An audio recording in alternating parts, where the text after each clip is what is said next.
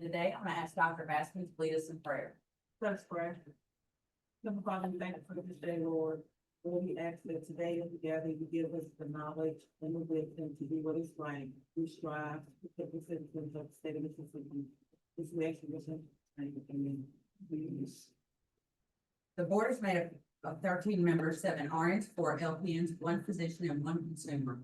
Today, we are a 3-member panel of the board with 1 serving as an alternate, but who will not participate in either the deliberations or decisions concerning these cases. At this time, I'm going to start to my left and allow the board members to introduce themselves. Drew Bellman. Alvino Costello. Sandra Colbeck. LaWanda Baskin. And at this time, I'm going to turn it over to the Assistant Attorney General, Mr. Kyle Jones.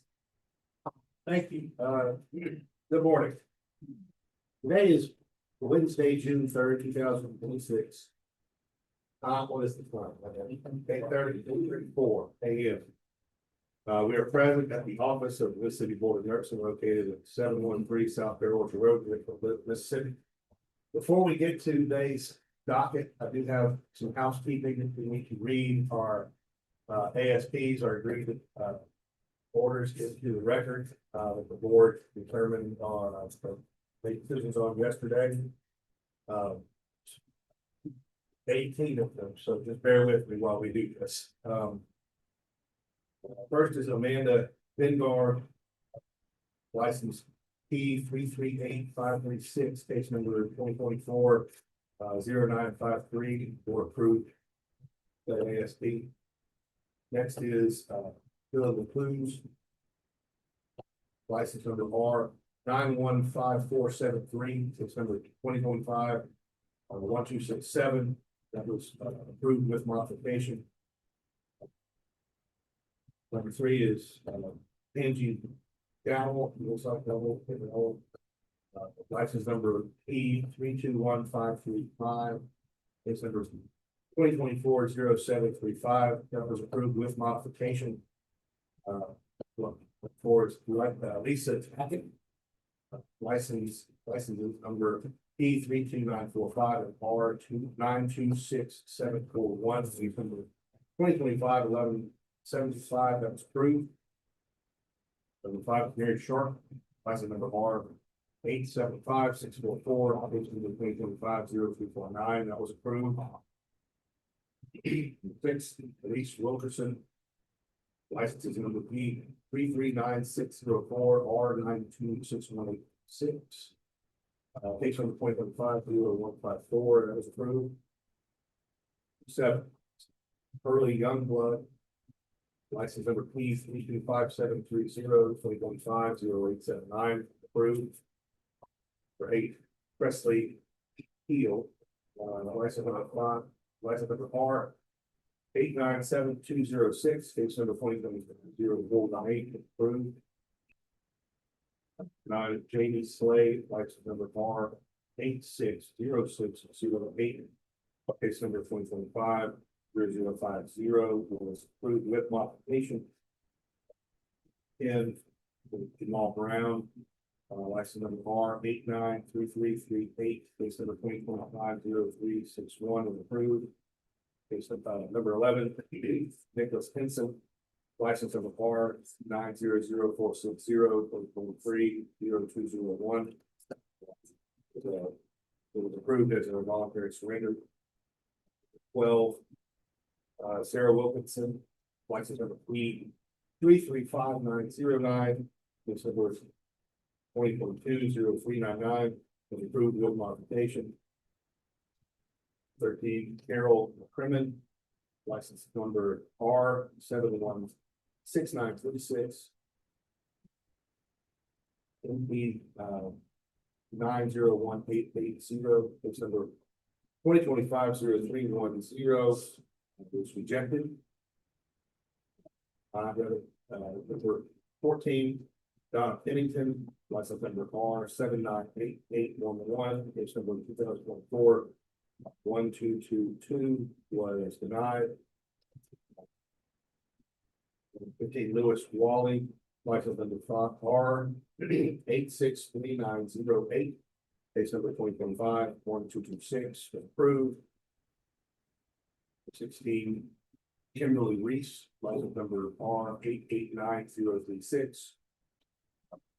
Case number 2023-0078, 4, 1227, and 2025-0677 is approved with modification. From 17, so Gary Marlowe, license number R 917906.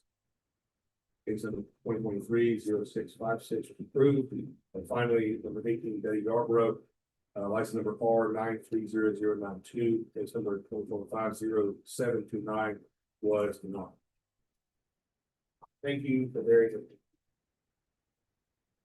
We'll get started. We'll call the first matter on the docket today is in the matter of Yolanda Perryman, license number R 879003. It's case number 2022-0332. So to get started first, my name is Kyle Jones, Special Assistant Attorney General. I'm going to be serving as a hearing officer today. In that role, my job is to strictly procedural. It's to rule on objections or questions, evidence raised by the parties. We'll see to a orderly, process of the proceedings, and to ensure that these proceedings are conducted in accordance with applicable laws and rules of the board. This is an administrative proceeding. It's not a court of law, so formal rules of evidence and procedure of government proceedings in a court of law do not apply to today's hearing. However, I may use both as a guide when ruling on objections or when evidence is introduced. But we're not bound by either during this administrative proceeding. This time, for the record, I ask the members of the board hearing panel for this case to introduce themselves for the record. If we alternate, so time. Drew Calhoun. Alvina Priscilla Halterman. Sandra Culpepper. Along Baskin. I will be attorney representing the board. Please state your name for the branding office. The licensee is here. Yes. Are you represented by counsel today? Since you're not represented by counsel, I got to ask you a few questions. You understand you've had the right for an attorney, but Yes. you understand that you have the right to present witnesses at today's hearing on your behalf. Yes. You understand you have the right to introduce documents and evidence on. Yes. You understand you have the right to cross-examine or question witnesses testifying against you. Yes. You further understand you have the right to have subpoenas issued by the board to tell witnesses to appear before the board to offer testimony or have evidence produced on your behalf. You understand that due to the severity of the charges pending against your license, that the outcome of today's hearing could potentially result in an adverse action on your nursing home. Yes. Understanding all this, is it still your wish to proceed without counsel? Yes. Do you have any witnesses?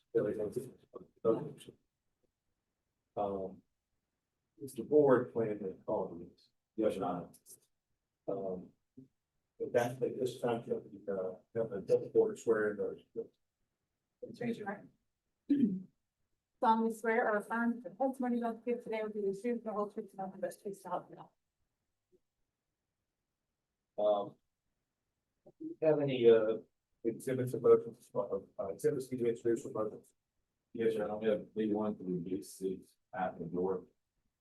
Ms. Perryman, have you had a chance to review those? Yes. Do you have any objections to them? Is it? Hearing no objections, those exhibits will be marked.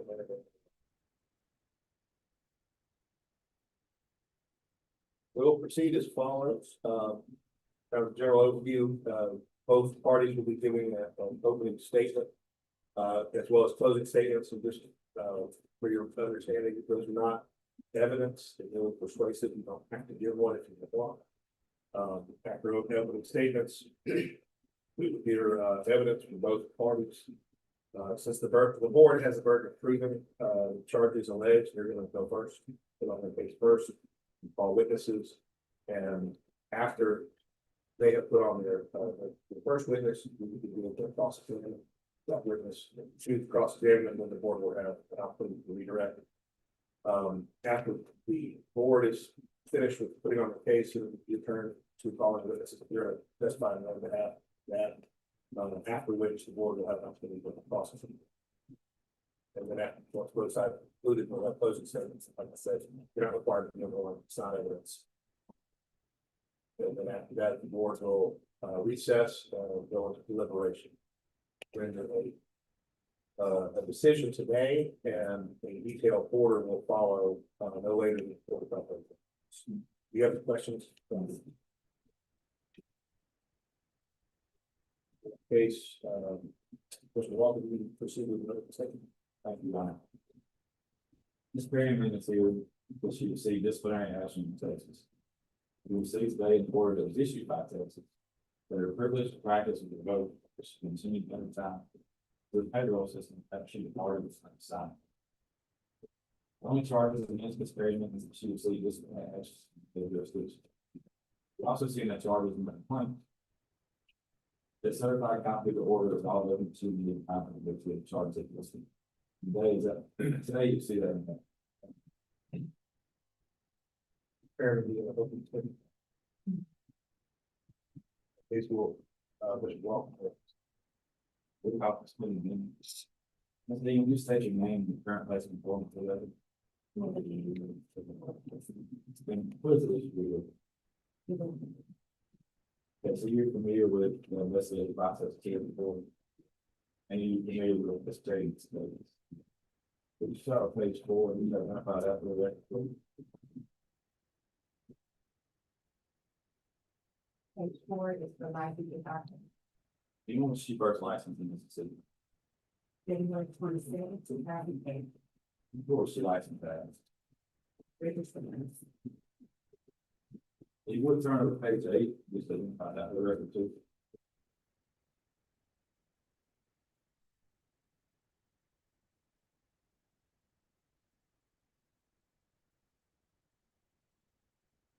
Me, You just state that somehow the facts goes. Don't know. charge 1, improving the license of privileged to practice as a registered nurse for a licensed practical nurse to fulfill or remote in any jurisdiction. Charge 2, immediately funding engages in any unprofessional conduct as identified by the board and includes mainly having a license to lie, condition, issue, revenue, slash, information, fulfilled or remote. And we just, are the facts just in the complaint that support those charges? Yeah, can you summarize those facts for us? On or about August 19, 2025, particular Florida nursing entered the Florida District Code is funded privilege to practice in Texas. Based on the charges in the order, was funded was employed as a registered nurse with major staffing in San Antonio, Texas, and was assigned to St. David, South Boston, and other communities. According to the charge, the funding continues to be returned into the payroll system after the charge from this. And we, it's not on page 17, we're on the page and so you find that for the record.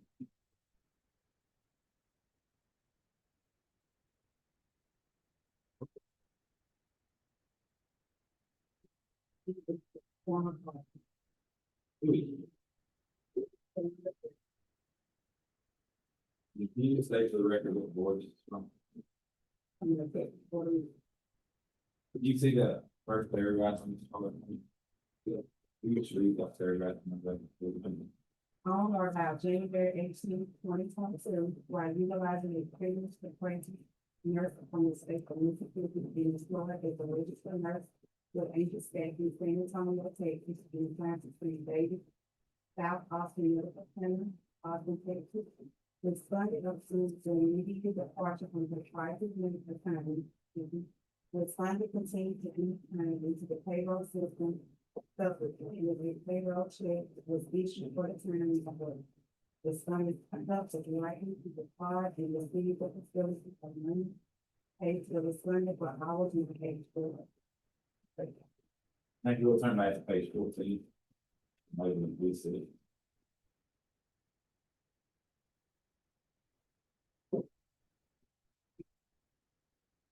You'll identify that for the record.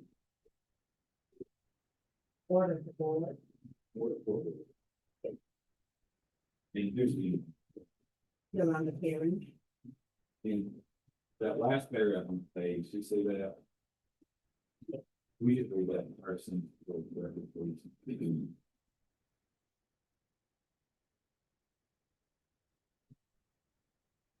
Committee, after review and due consideration, adopts the proposed findings of fact and conclusions of law as stated in the form of charges, which are attached hereto and incorporated by reference for all purposes in staff's recommended sanction of revocation by law.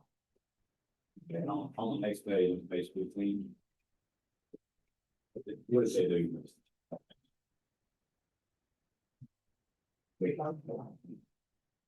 According to the charges and I can prove it. Correct. So what date is this order in? August 19th, 2025. So she received action in another jurisdiction of the charges, like I said, Yes. thank you, no further question, Don. Mr. Chairman, do you have a question? Do you have any other witnesses? I say this. Mr. Chairman, you will call your first witness, which is self-service. No, I just. Hold his order, you hold on, sorry. He's jumping in, so I'm sorry. Does anyone else on the board have any questions for this witness? It wouldn't be siege on Sheila.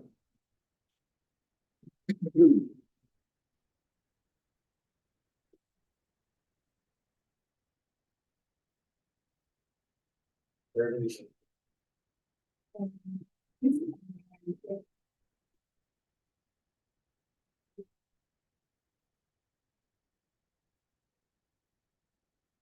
Interview and it was is it 2000? So then why I say is, you know, for a couple of weeks, one is, and every day I'm work, I was going to get to hear you, and none of the areas were in my schools. So, I notified the hospital, she didn't know I was not, yeah, I was not.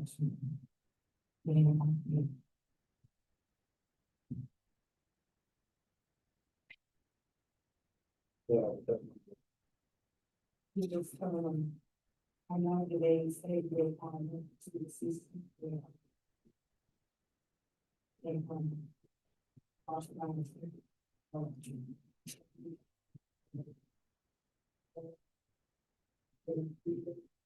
I need to see the bank statement, and also it's reversed. And reverse next to them, okay, but I had received phone calls from them. But it is very much like it's very serious. No, Mr. Walker. Just a few, you spend, we state your educational background and where you attended school. I was listening to school, it was to be community college.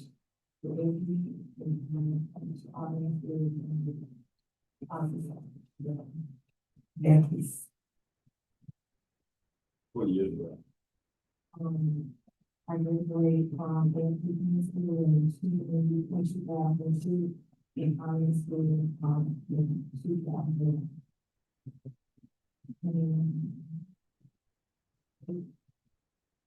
Where are you currently employed now? I'm employed with someone in Hoover, Alabama. You have a license in Alabama?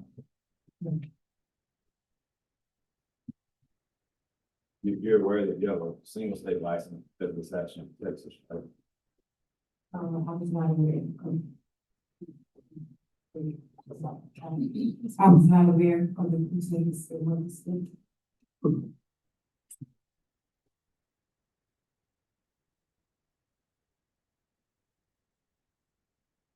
All you, if you, when you privileges revoked in a jurisdiction or you have incumbents, you know, you have a single state license like that. No. I was afraid. How long have you been on assignment? For? It's very near. And what do you do with that? MBS, What is that about? very hard. You know, it says this is the deal with the publication. Where were you at before you went to sign? Before this assignment, we will have, this will be a methods and Tennessee, and also all the ones and the What were we doing at those assignments? I had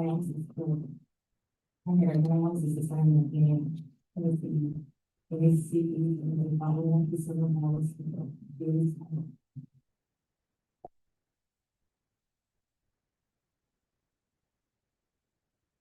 So, I know you said this a little bit earlier, and I'm sorry if I missed it, but what, because it looks like the charges of each from Texas. Yes, They said that you were billing time, real time after you, but, correct? yes, yes, Did you, when they issued this order, they just looked at. That's what, they're adopting their plan. Did you not do anything with Texas? Did you send a hearing, did you get anything in Texas? no, I haven't received it. So you haven't spoken with Texas or addressed any of this law? No.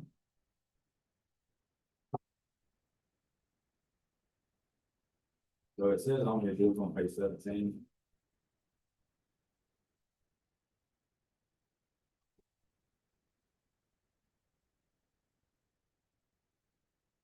There's a written notice of facts in the alleged warrant, sent to the address you have filed. They commence after that. You see that? At the top of them, so. On page 17 in the form charges. The second thing.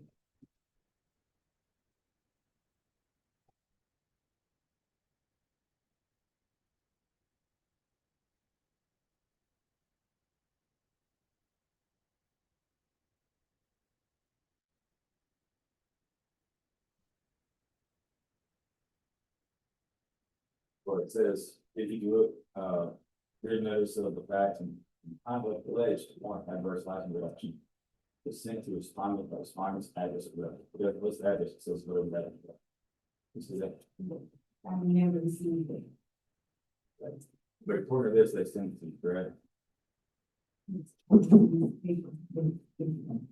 Because you didn't do anything, they adopted those as facts, and then the vote should go to respondent. Agree with that? Yes. Another question.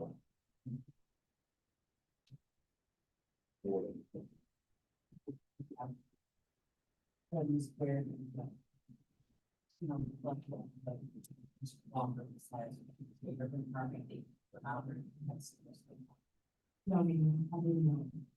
So that means like you are in both Tennessee and Alabama. Since. Or. Michigan. Yes. Have you ever had any disciplinary? Mhm. No curiosity. I'm just a pro. Would you bring your phone? Yes, ma'am, I will put my time in when I work. But once I left, I didn't. Once I left, I was doing another basis. So who would have had access to be able to go check your phone? Other than yourself? I'm gonna do it. I never do something that I'm okay. So since you went there, you have no contact. No. They did for the coffee and then the neighbors. I stay when I was ready, you know, it's so good. To make me all about.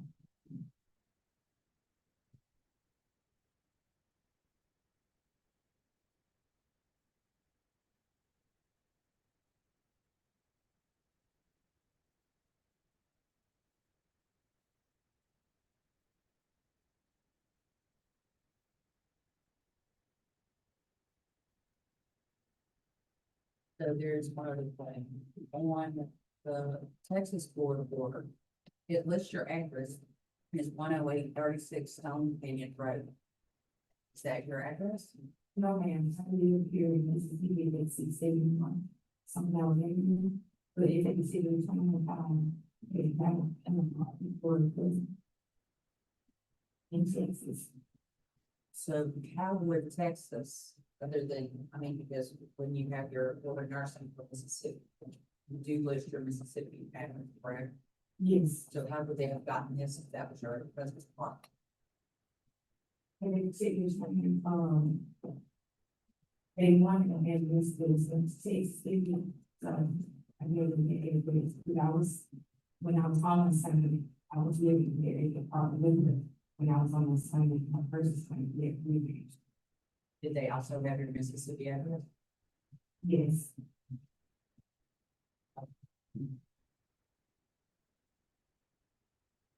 Any other questions from the board?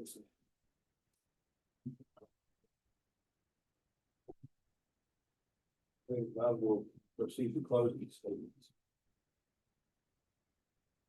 One.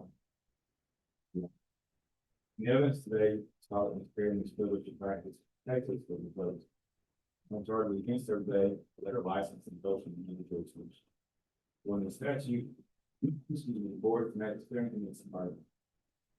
So even the matter before the panel is simply what this conversation is. Thank you. Thank you. Mr. Chairman, do you have a closing statement?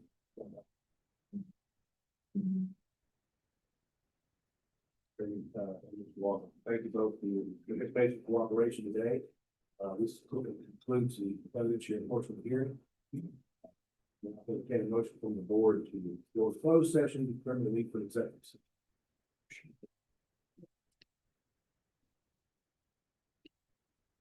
Ready?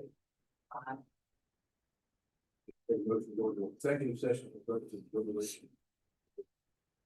Case number 2022-032, pursuant to this code 2541-740. Second. Okay. Thank you, Jay.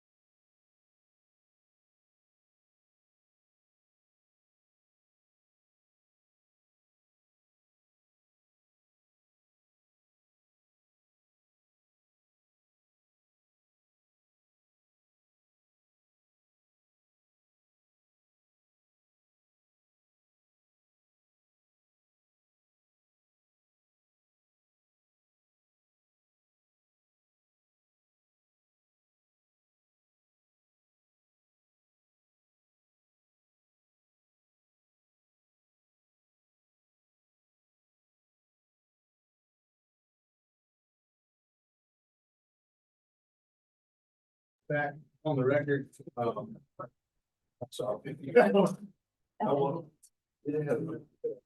will now announce the board's decision.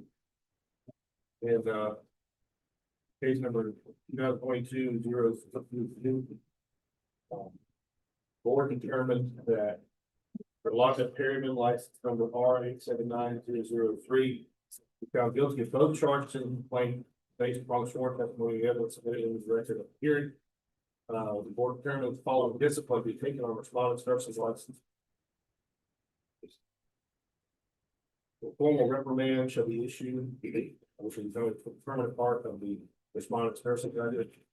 The respondent shall pay a fine of $500, which was received in the board's office on or before 30 calendar days from the date the hearing panel executes the order. Respondent shall retain only a single state Mississippi nursing license for the duration of his final order.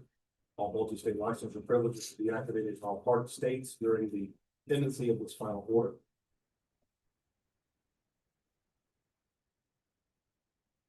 Respondent shall have each employer in the nursing or any other healthcare related occupation submit monthly progress reports in writing, which speak to day-to-day job performance evaluation with an emphasis on illustration of documentation of substances. The responders are employed or not employed as a nurse or I'm sorry. Oh, slow down. Where did I leave it? If the respondent is unemployed or not employed as a nurse or any other healthcare related occupation, the respondent must send a letter to the board monthly stating the respondent's current employment status. His employer reports will be for a duration of 12 months. Concludes the report, the determination of the board, and it concludes the matter of the allotment. Chairman, like case number 2022-0332. You can go off of it.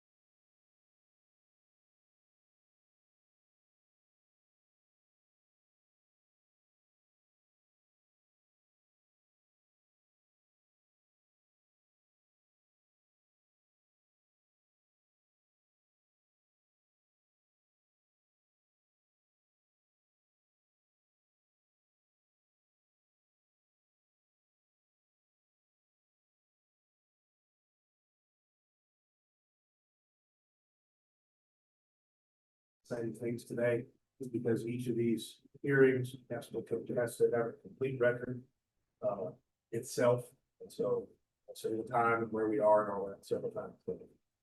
Just didn't want you to think I'm going crazy. But good morning. Today is Wednesday, June 3rd, 2026.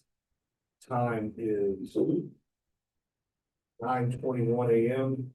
We are present at the office of the Mississippi Board of Nursing located at 713 South Fair Orchard Road in Ridgeland, Mississippi. Now call the next matter on the docket. The matter of Robin Christian. License number R 848002, case number 2022091.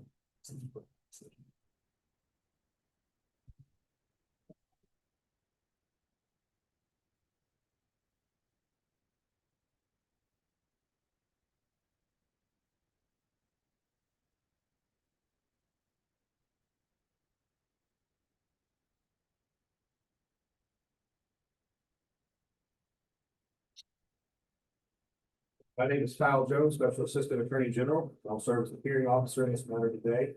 Role in this course of the proceeding is procedural. Meaning I will rule on objections to questions or evidence raised by the parties, given the orderly process of the proceedings, and ensure that the proceedings are conducted in accordance with applicable laws and rules. This is an administrative proceeding and not a court of law, so formal rules of evidence and civil procedure, government proceedings, and a court of law do not apply to today's hearing. However, I may use both as a guide when ruling on objections or evidence introduced.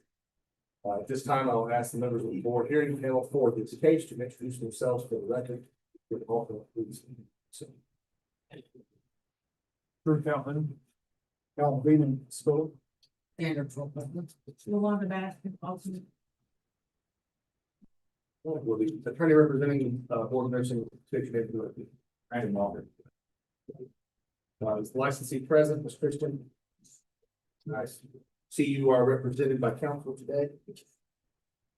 Counsel, will you introduce yourself direct? Doug Mercier representing Robin Christian. Let's see. You have any witnesses you want to call to testify on behalf of himself or other than Ms. Christian? No, just Mr. Mr. Walker, do you have any witnesses? Just a little while. This time I'm on court, swear on oath. Please raise your right hand. You solemnly swear or affirm the testimony about to give today will be the truth, the whole truth, and nothing but the truth, so help you God. The preliminary matter, so we have exhibits, Mr. Walker, you have any to be there? B one through B 13, I'm talking to Mr. Mercier, we'd like to just, have an interview, well, we'd like to back on. After the hearing, because the whole thing can't see it, essentially. But there's some patient information that we need to take. So I assume you've looked at these, if there are no objections other than the actions. Actually, I do have objections to exhibit, the first page of exhibit B8. And exhibit B12 and B13.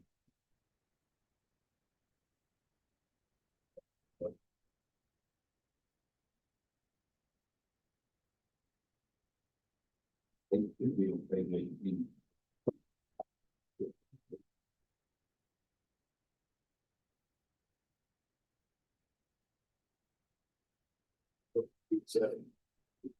Well, sorry. Page 20, that's B and 20. Objection on basis of relevance.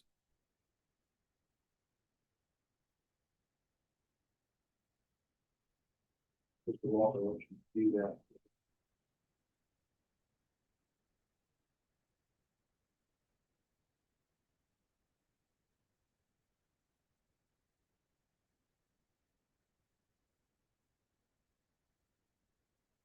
Invoice to the practice side, for that patient. We really started to do so against the respondent. The charges related to prescribing the medication that is being sent. It appears to be to the practice. This medication is not part of the allegations. The allegations contained in the complaint for semaglutide. This is not semaglutide. Well, actually, it is, Your Honor, the first one, it specifically says semaglutide. Page 21. Yes, my objection to the first page. Oh, go ahead, it's just a. I apologize. We can. We'll scratch that. Now, what was the next one? B12 and B13. In the objection to both B12 and B13 is they do not pertain to the respondent at all. These are apparently agreed some proposals involving other respondents who have been before this board. It has nothing to do with the facts in this case. And if it has anything to do with the law in this case, the statute governing this board gives the board wide discretion. There is no standard as far as disciplinary action goes for a particular violation on the infraction that's alleged. If you want to consider past action by the board, then the board should take additional notice and incorporate every single agreed settlement proposal. What good that does, I don't know. Or board order ever entered in these cases. It's the same thing in every court. You go in courtroom, you don't say, hey, I'm gonna submit these cases only and not let you consider anything else that's out there. I do not have access, respondent doesn't, I don't have access to these agreed settlement proposals, as does the board's counsel, and they're meant to influence this board in a manner that I say is proper, because it has nothing to do with the facts of this case or the allegations. Mr. Walker, do you like to respond on why these were approved? They're the exact same violation. It's just a same action to be taken by the board already. Also, it's administrative proceedings. Yeah, agreed. Is there any other reason or to look up to see if on the other board, see if they or something? The board could, but if they also be included in the record, sure, because it's that same violation starting. Like Mr. Mercer stated, they are part of the record. You have a vaccine. I don't have a problem with it being in the record. I do understand. It's work more the law. But, I think we're gonna need to support that. You have any other objections? Well, I'd just like to add that this is an agreed settlement proposal. It was a settlement between a respondent and the board. It is not a decision by the board. It's not based on the merits of the case, which are these facts that we have before this board.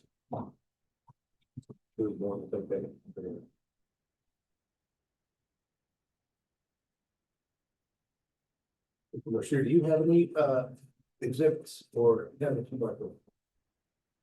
Not at this time. You know, sorry, yeah, well, I'd like to make a motion. I think, Yes. to amend the complaint to remove charge three. So on page 8.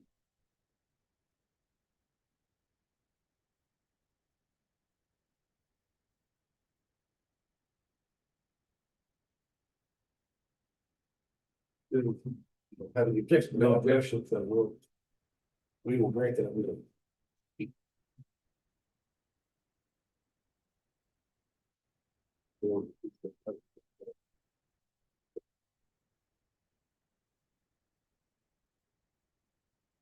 Any other motions? No, Your Honor.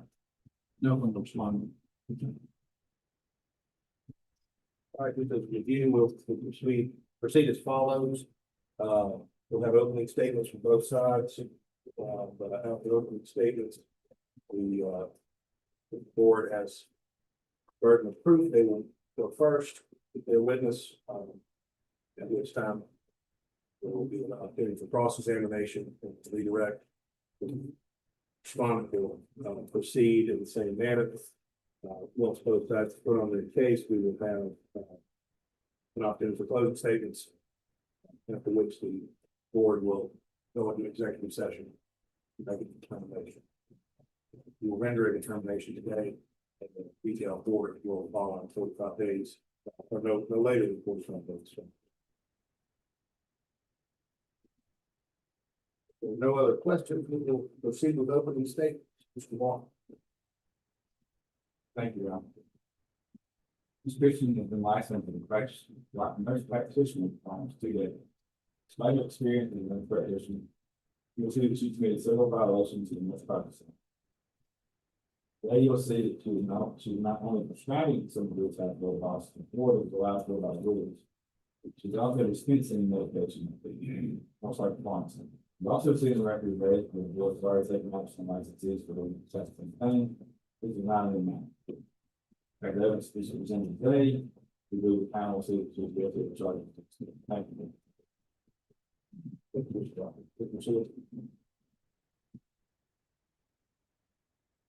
The allegations in the complaint against Ms. Christian are not supported by the evidence. There are false allegations, unsupported allegations. And you'll see that the charges arise from apparently a site visit on November 29th, 2022. There was a subsequent site visit after that as well. As far as the semaglutide, you'll see that the proof that the board is going to present does support these allegations. And it's not the burden of proof of the respondent, it's the burden of proof for the board counsel and staff. Thank you. Mr. Walker, thank you. More call support of violence. Well, you say your name and the person going for the record. Lloyd Riley, I work here. How long have you worked? 14 years. What is it that you do with it? Branch practice investigations. So you're familiar with the sort of process? Well, yes. Turn to page 4, and you identify that.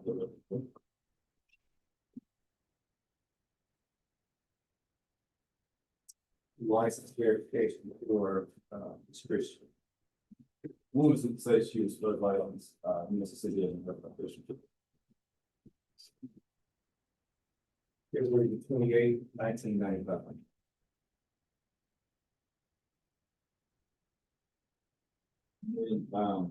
Turn to page 8.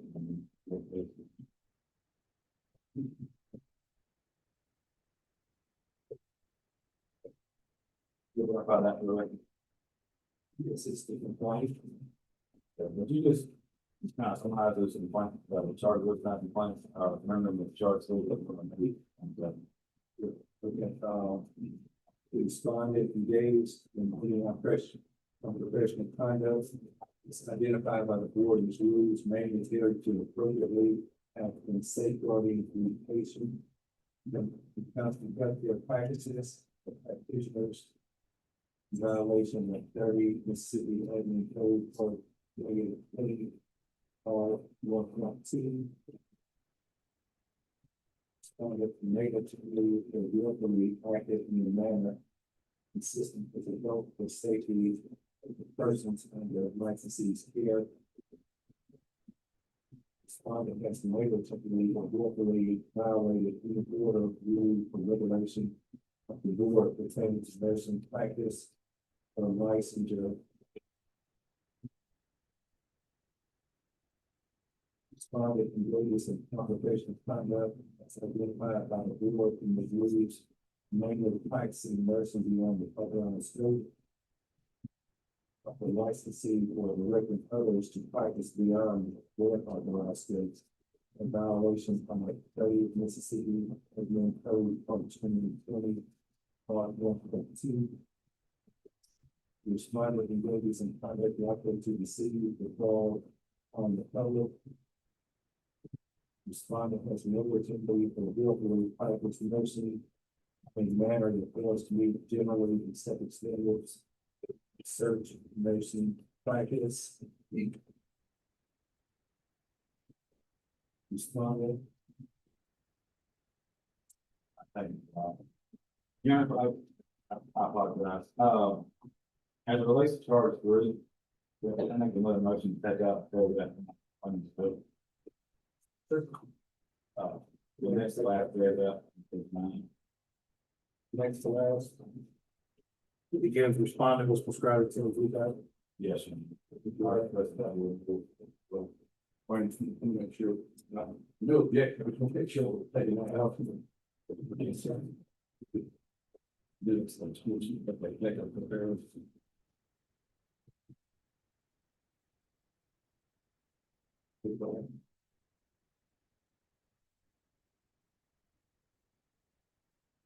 Oh, yeah, no, great. Thank you. I apologize. Mr. Riley, are there any facts in the complaint, keep in mind the paragraph that just read, that you wrote the charge 3, for support of charging them? Yes. The deal, summarize it very well. So, respondent was licensed as a EMP nurse practitioner in Mississippi, owner of assets on the 2000. The site visit was performed at Beachport Health and Wellness in Manassas, Mississippi. Respondent's placed in employment at the time on or about November 29, 2022. Site visit revealed multiple violations. The nurse practice law. Prior to January 30, 2025, pursuant to Mississippi Untaken Code, Part 2840, 1.5, the EMP was prohibited from prescribing controlled substances, illicit drugs for weight loss. Illicit drug was approved for the purpose. Medical records indicate respondent was prescribing semaglutide to patients for the purpose of weight loss. Semaglutide is not, nor was it at the time, prescribed that we improved the weight loss. Records also indicate respondent was dispensing medication. Several records show patients were given 4 weeks of semaglutide units for self-injection.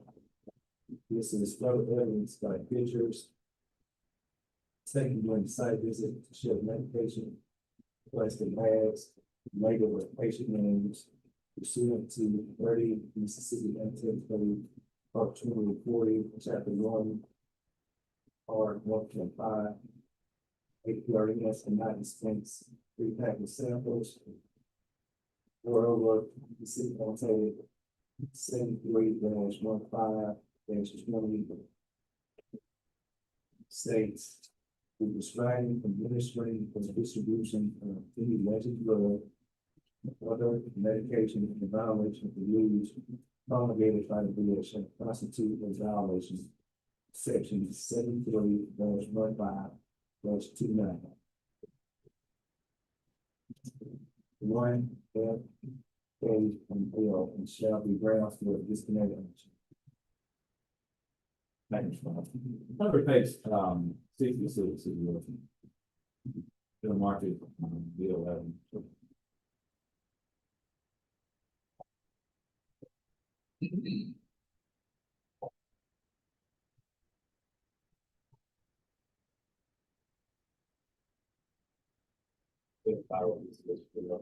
Now, say it. Patient record, or anything. Okay, and, we just don't want to buy it, but it's buy it right from the. Long question. You can tell what the data services for this. What that mean now? It's August 4th, 2023. This occurred before January 30th, 2025. Yes. So according to this, what was that? Business proposal? This is regular time condition, this is like. Looks like it says, city nutrition, that's a great option. Yes. If you flip over on the next page, page 67. What was the patient getting?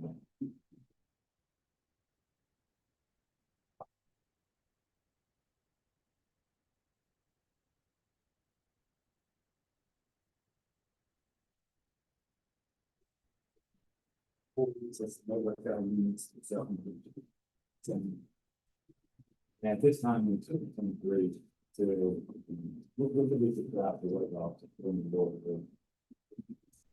We approved medication. This time, is I get you approved. No. This will be a violation of the. Yes. And it only comes to dispensing, what can nurse practitioner or HRN students will do? They cannot dispense. Is it correct they don't dispense samples? It's like joint that samples, yes. In the past, as the board, so we decided about there's some orders that the board have already signed, but the board taking action on item to the past. Or driving 7,000 for all out. Yes.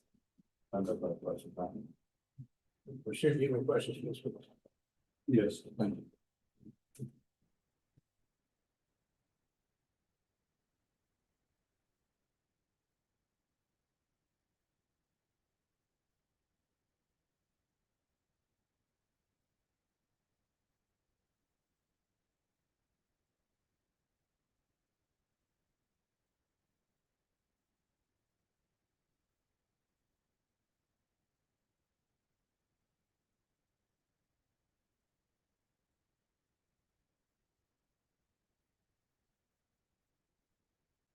Well, just so it's proof of record. As far as the exhibits that were presented to you, those were based on your investigation. Yes. Those exhibits are supposed to provide evidence in support of the complaint. in this matter, in conscription, right?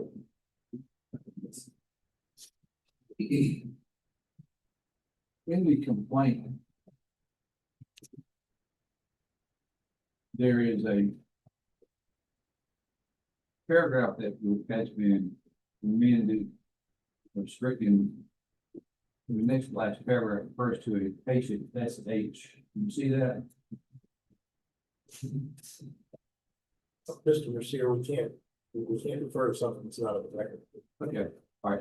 Can you show me in the complaint where there is identification of a patient that was supposedly treated in some way by this Christian?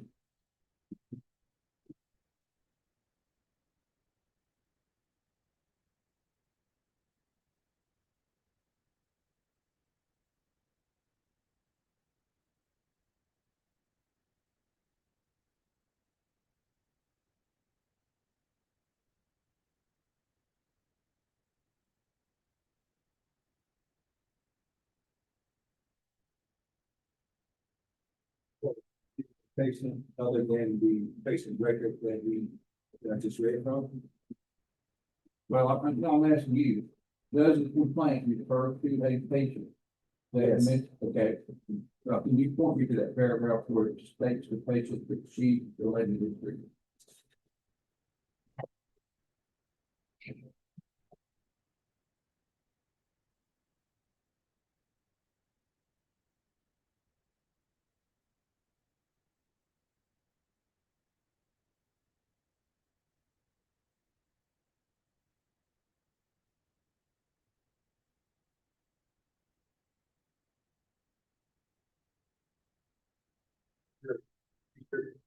Get into the microphone.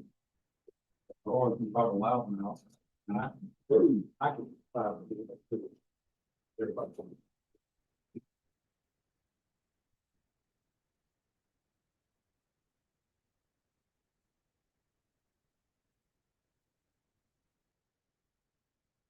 Charge one. Referencing the patient. Patient record. You know, addressed earlier. that wasn't the question. The question is, can you point me to the complaint where it states the patient that was allegedly treated or assessed by Ms. Christian? The identification of a patient. I don't see where a patient is associated or directly their initial discharge, you know. There's no name or initial of any patient allegedly treated or assessed by Ms. Christian, correct? That's on discharge note.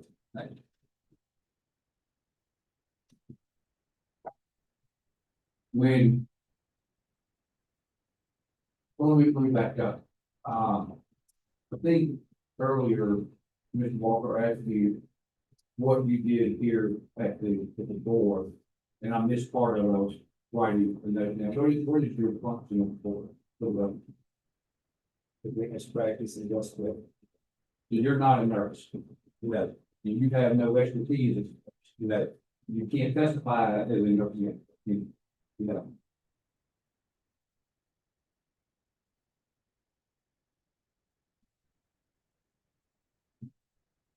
You made an office visit to practice site from Christian on November the 29th, 2022, according to what I read. Is that correct?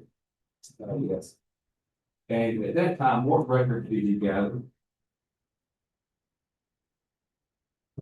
Information that's here today. All right, so you're saying can you be a little more specific, saying the information to your name, and tell me which exhibit you're talking about?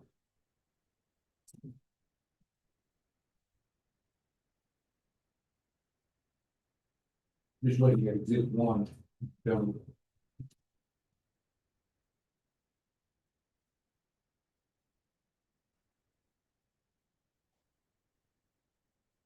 Week 6. Week 7. Week 8. Week 9. Week 10.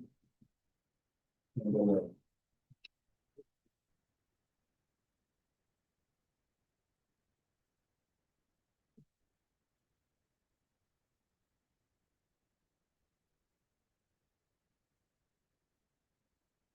You said today that visit was, once again, November 29th, 2022. Yes, okay. Did you obtain records subsequently from the practice site?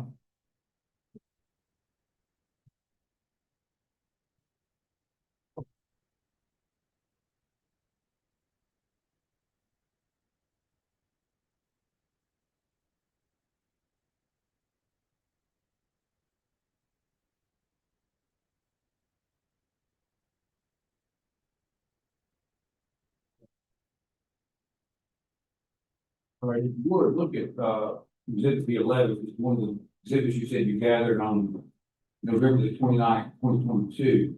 It's on page MSB and 66.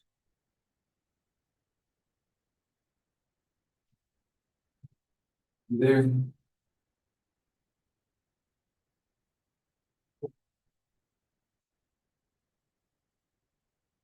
Yes, basis to see. yes, sir. If you were to look at the top left-hand corner and tell me what that date is up there.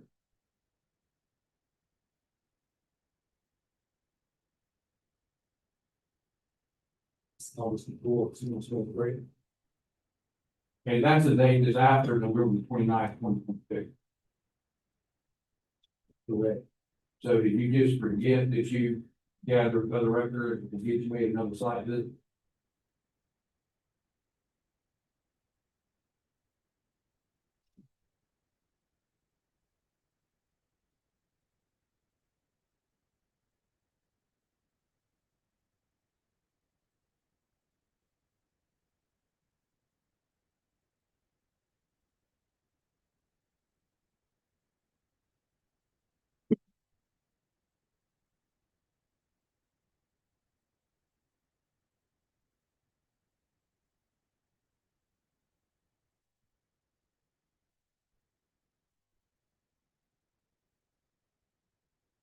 Correct, investigation of provide the close inspection.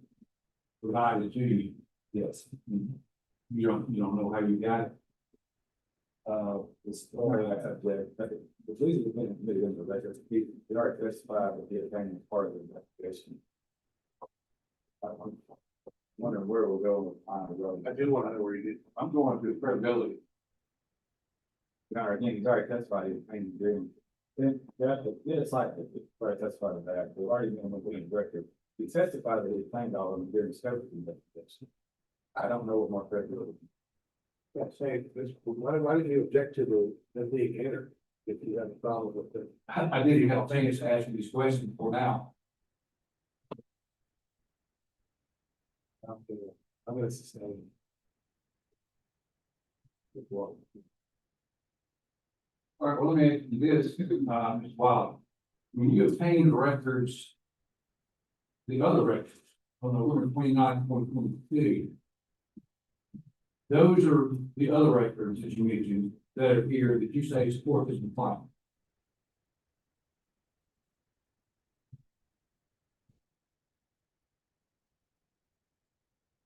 What's the story? Site visit, What record do you think says support the complaint? Yeah. E9. Okay, so.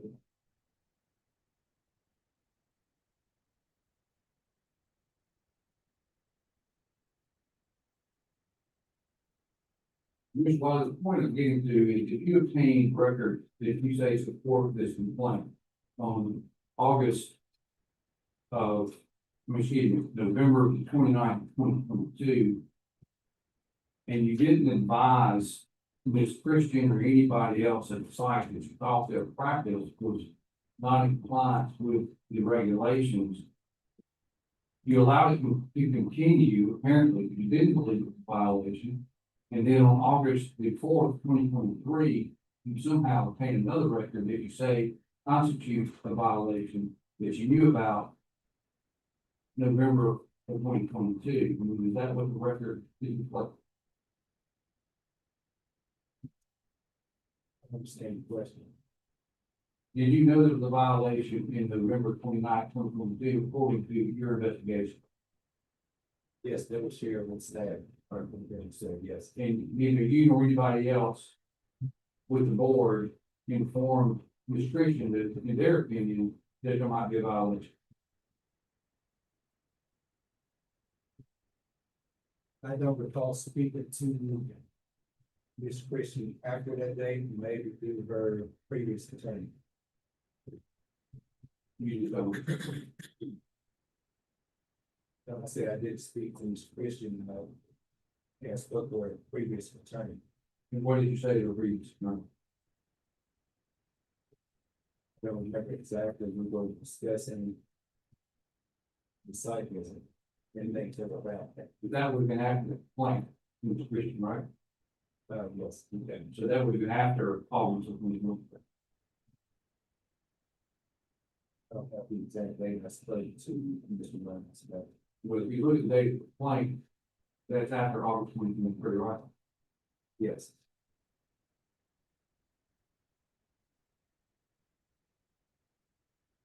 On exhibit B11, when you look at it, it's, page 66.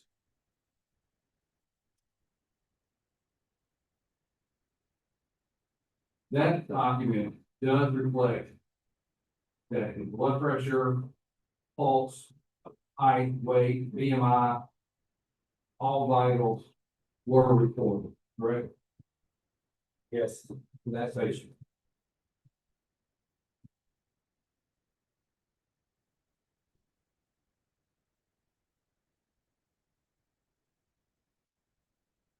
Now, you allege, or it's alleged in the complaint, Mr. Wiley, that there was a violation by Ms. Christian of Rule 1.5. Well, let me be a little bit more specific. You allege that there is a violation of 30 Mississippi Administrative Code, Part 2840, Rule 1.5. That's on the second page of the complaint, the second full paragraph. You see that?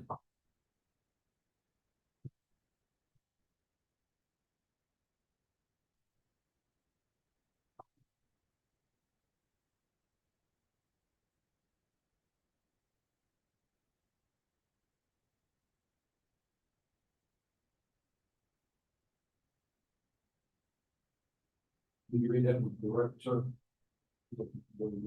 Okay, second full paragraph on page 2 of the complaint.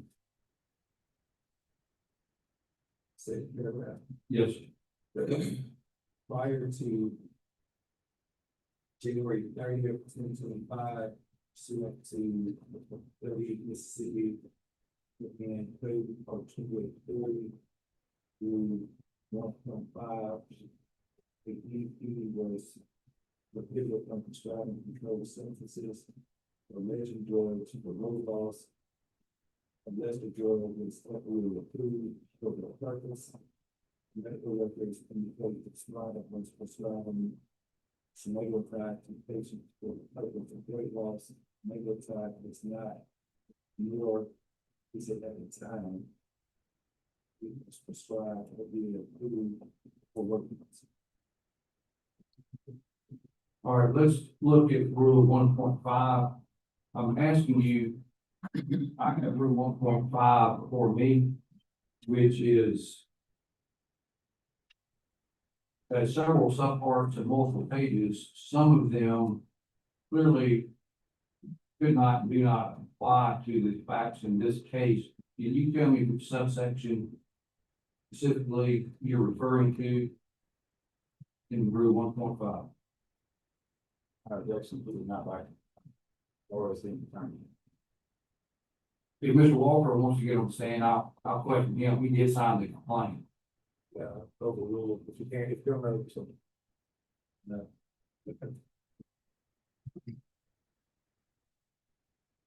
So is it fair to say, in your opinion, as an investigator, 14 years here, looking at the allegation in the second paragraph, it's not specific as to what the charge is?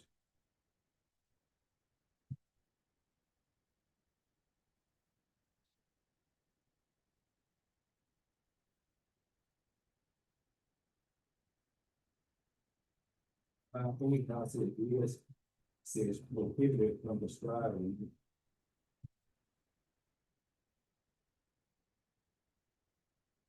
It also states unless drugs that we approve. So if you asking me for my opinion, you gotta say. That's why I asked him. Well, that wasn't the question, but you just look at actually, you agree with me that Ms. Christian, looking at this paragraph talking about cannot go to rule 1.5 and see the specific subsection or regulation that you're talking about, or they can complain to person. It's not specified, is it? But right here in the state, Based on this complaint.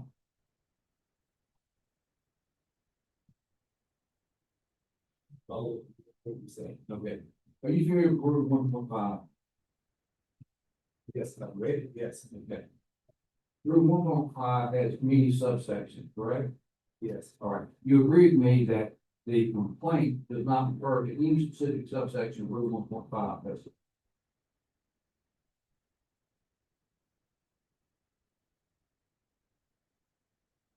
Say no. No, It does not. You agree it does not? no, You don't agree with me or you do? no, I follow what you're saying, I understand. Yes, I agree with what you said. Okay. All right. Now, let me ask you this, you say, or excuse me, the complaint says here that medical representative responded was prescribing semaglutide to patients for the purpose of weight loss. Semaglutide is not, nor was it at the time it was prescribed, FDA approved for weight loss. You use the word patients in plural. What records do you have as an investigator to support that Ms. Christian was prescribing semaglutide for more than one patient? Here today, I'll say I don't have them, so I said patients instead of singular patient. So what it should say is patient, not patients. Sure, yes, You also, or it states in the complaint, excuse me, that the semaglutide is prescribed for the purpose of weight loss. Semaglutide is permitted to be prescribed for the purpose of weight loss, isn't it?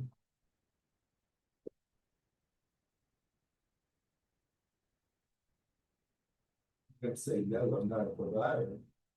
My understanding is for diabetes and weight loss is a side effect, but I didn't, so be it, I'm not a provider. So you don't know if semaglutide can be prescribed for weight loss purposes. Yes or no? No. Are you familiar with Wegovy? Yes, Are you familiar with Ritalin? yes, Are you familiar with Ozempic? yes, Aren't all three of those prescribed for weight loss? Not from your understanding? Okay, where do you gain your understanding? my understanding comes from a rep from Northern Nordisk who makes Wegovy and Ozempic, from my understanding, Wegovy is for weight loss, Ozempic is for diabetes.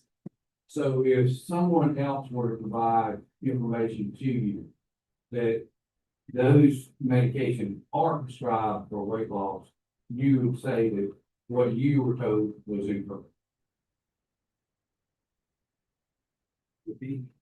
If someone provided you information which shows that those three medications are prescribed for weight loss purposes, then you would agree that what you were told was incorrect as it applies to the facts of this case.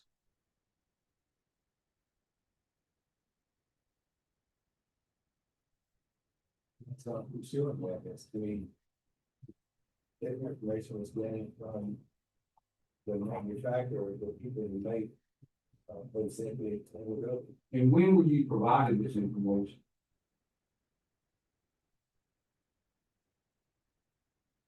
Exact date. I don't know. Well, was it before the complaint or after the complaint? You say?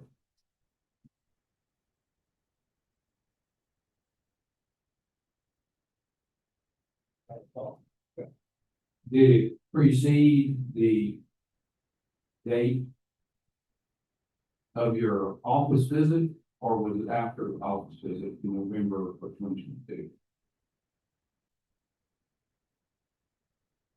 Yeah. So you don't know when you were told that.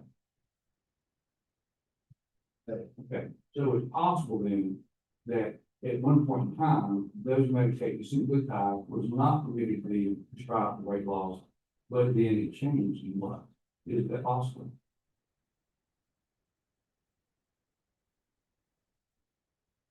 Yes, it's possible. And you say that semaglutide, excuse me, I keep saying you and I apologize. The complaint says semaglutide is not, nor was it at the time it was prescribed, FDA approved for weight loss. What evidence in exhibits B1 through B13?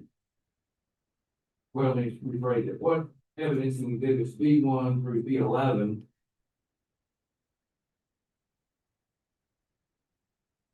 from the FDA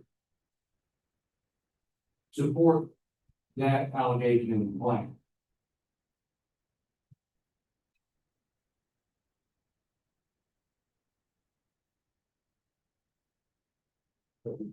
FDA. No, sir. Listen to my question, please. Okay.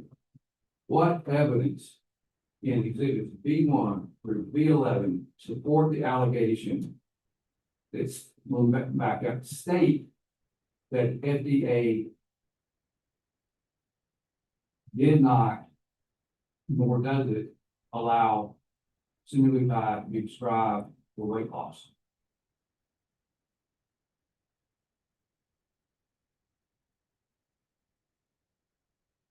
Is there anything exhibit B1 through B11 from the FDA or anything official that says it's not allowed to be prescribed for weight loss? That's my question. Yeah.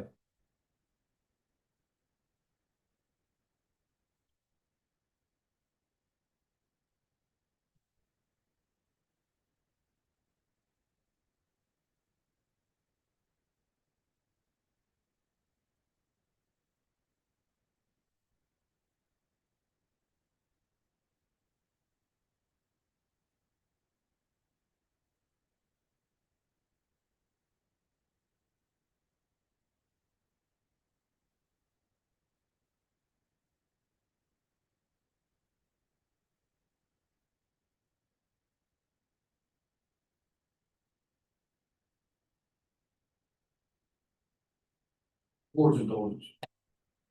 Please.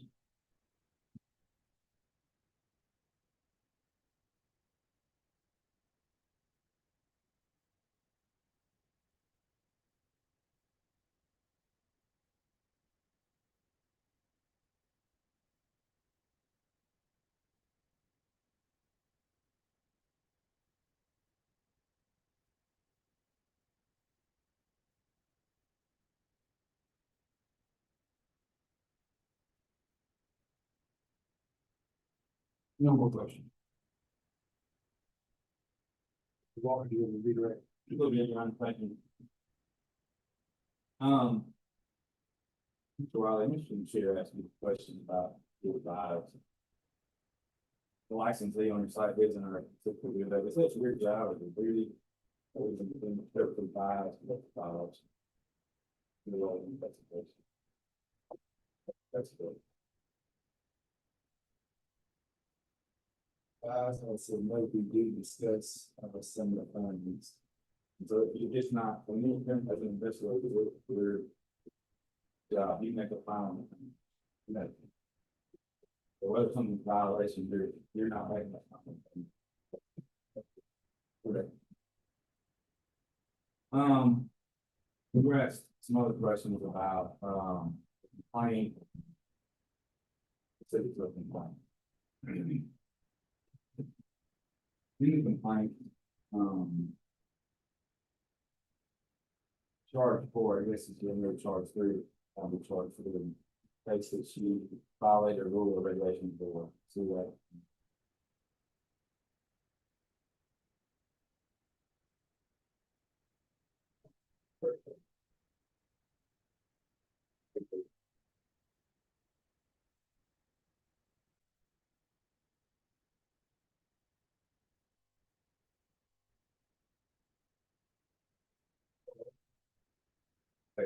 First page.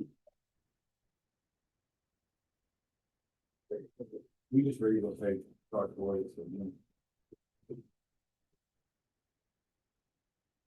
Charged for the spotted as negligently or willfully violated any order, rule, or regulation of the board pertaining to nursing practice or licensure. Thank you, Michelle. And so it's saying right there in that charge. There was no partial understanding of regarding her knowledge and for the action to leave.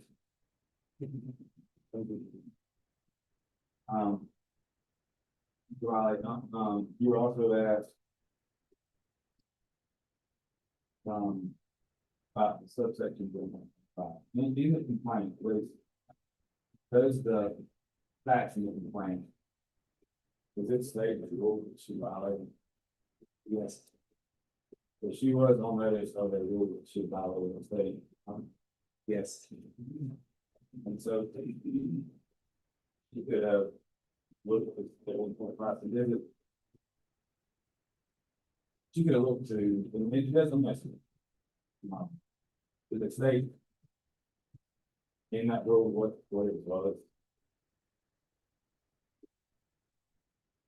It's the plain give facts, good enough to know for what you. Yes. But you could have looked to see what describing the most person.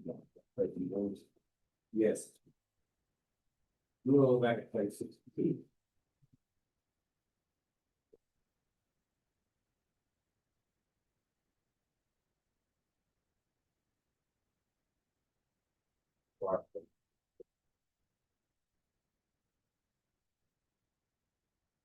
Specified in the salary, you said the patient is in 4 weeks of send board time, is that correct? Yes. Wegovy or any other medications, here actually about document.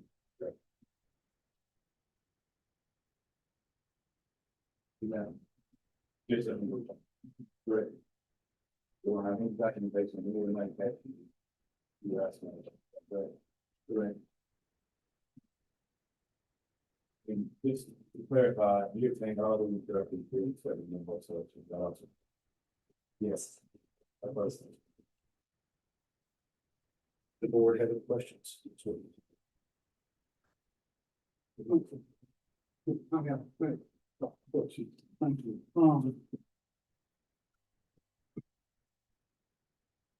This paragraph, I'm looking at the charges. Paragraph that says records also indicate responding was dispensing medication. Several records show patients were given 4 weeks of semaglutide units for best keep self-injection.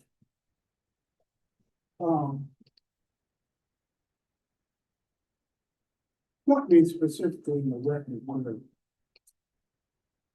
the second sentence supported, it says several records show patients were given 4 weeks of semaglutide. Show me where that is specifically, you probably covered that. You understand what I'm asking?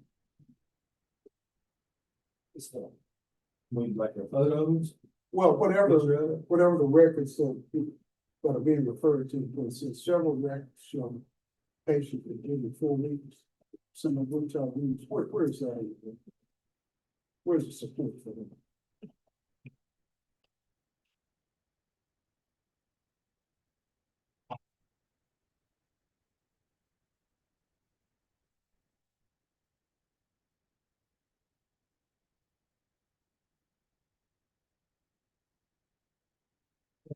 Page 67, the record of the patient was given 4 weeks. Wait, hold on a second. Page 67. Yes.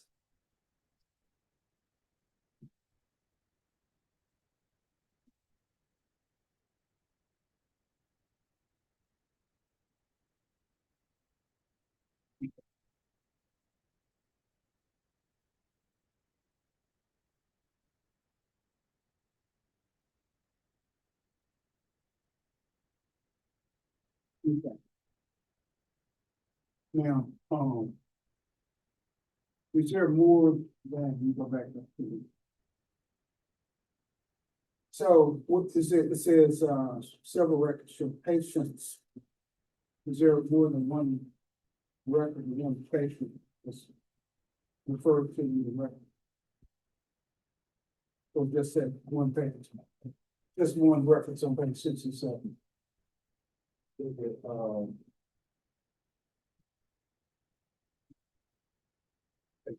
Two and 23.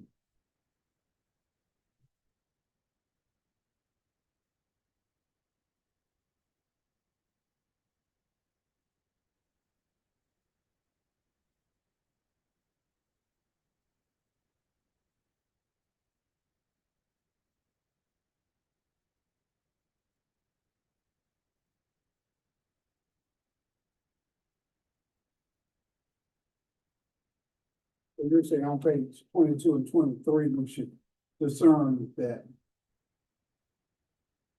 those are also cases where patients were given 4 weeks of semaglutide.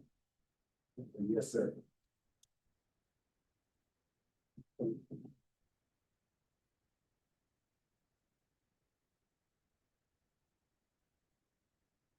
But those are important.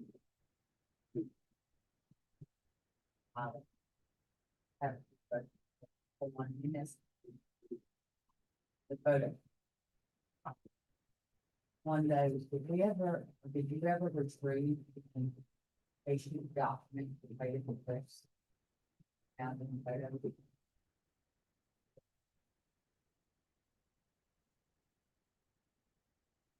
It was a- And on the other question, I see that those particular photographs. Of information that show at least 4 different states in which this medication was. They were bumping, right? So do we know, when you during their investigation for these in-person visits?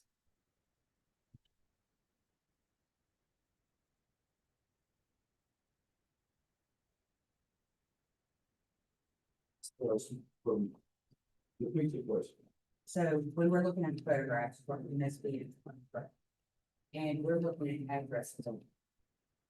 I'm looking at addresses from those 4 different states. So I'm trying to determine if were these in-person visits occurred or were these televisits?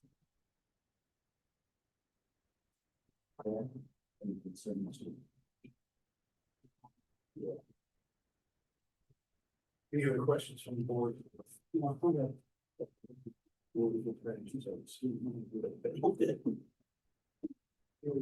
Step down.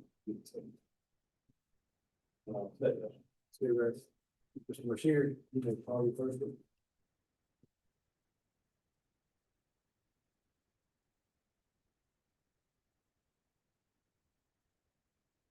What called Ford Wally Adver.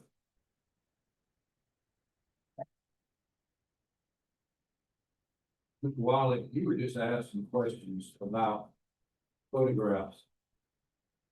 If you would turn to MSB 23 that you were discussing with the board. You see that?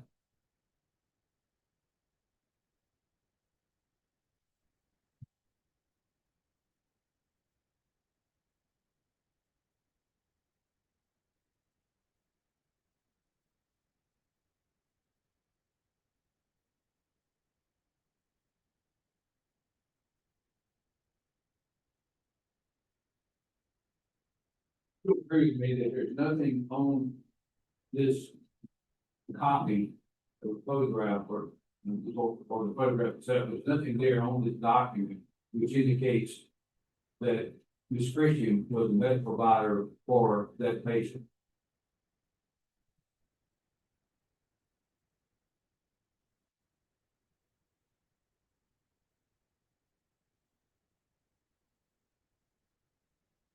No. And you agree with me, the same thing is true for page 22, that There's nothing on that page that states that Ms. Christian was a medical provider for that patient either. Her name is not on. And you'd agree with me that at the site that we visited, there were more nurse practitioners than just Ms. Christian that were practicing there. There was another nurse practitioner, yes. So you don't know whether or not these photographs pertain to Ms. Christian, Ms. Robin Christian, or the other medical provider that you said you know works there. So the name on here, no.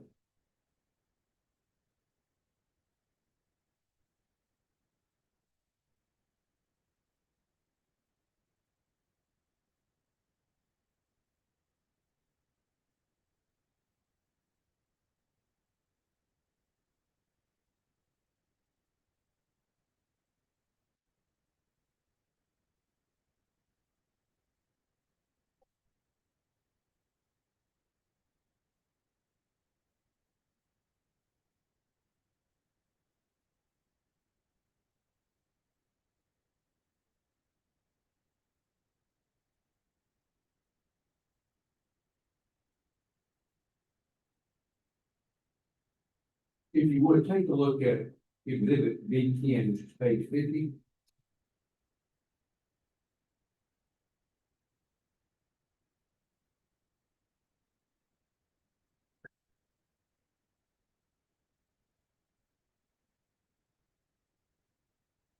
Okay. If you would look towards the middle of the page on the left-hand side, you see the designation provider.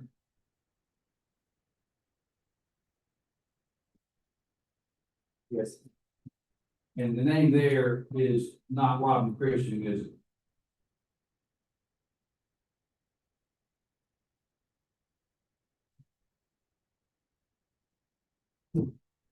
There was a, some, So you agree with me then for this patient record B10. That's not pertaining to Robin Christian as a provider.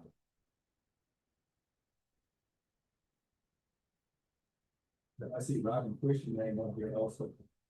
All right, what does it say that person is? That's the administrator of the electronic health records. I'm asking you who the provider was for the patient.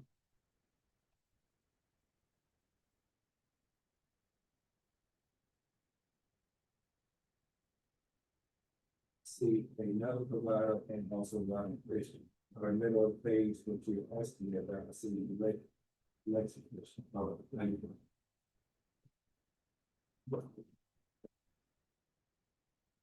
If you would, look over on page 52.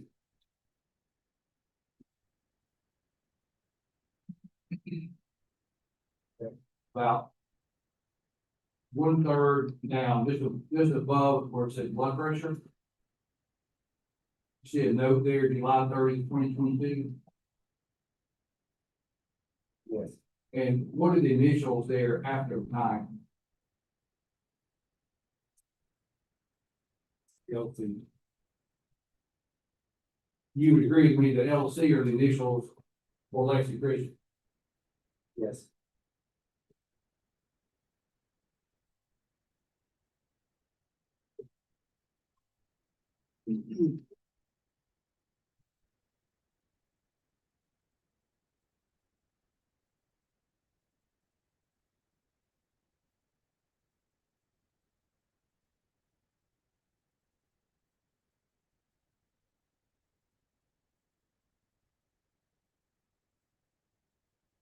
You got blank?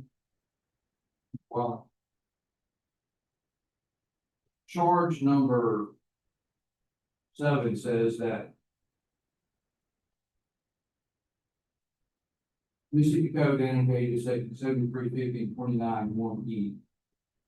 In that respondent has negligently or willfully practiced nursing in a manner that fails to meet generally accepted standards of such nursing practice.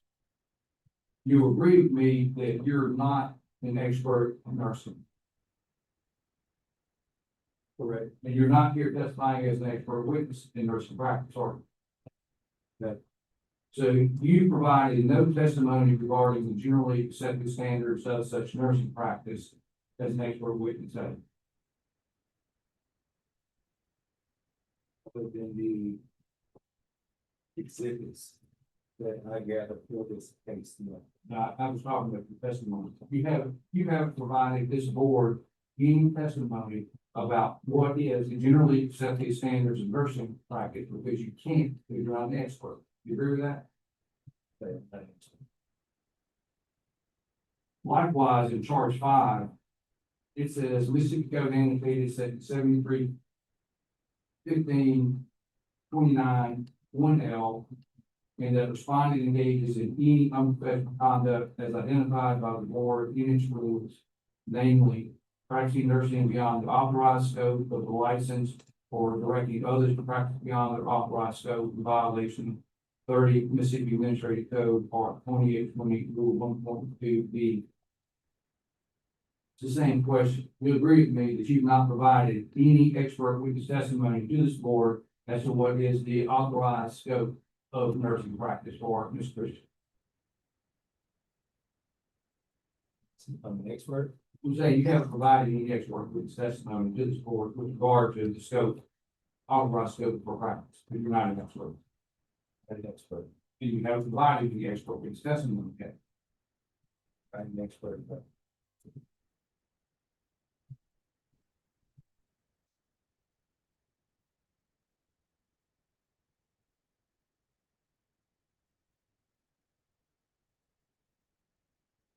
Do you know what the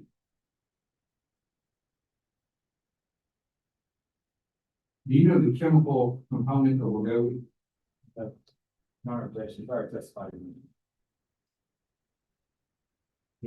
I'll further you go. The one that asked you about it contains semaglutide, that's all. You proceed. So you don't know if Wegovy contains semaglutide or not, do you? I have the agreements that have been. You don't know the same thing with propofol or Ozempic facing pain with semaglutide. I've never made that. No agreements to that.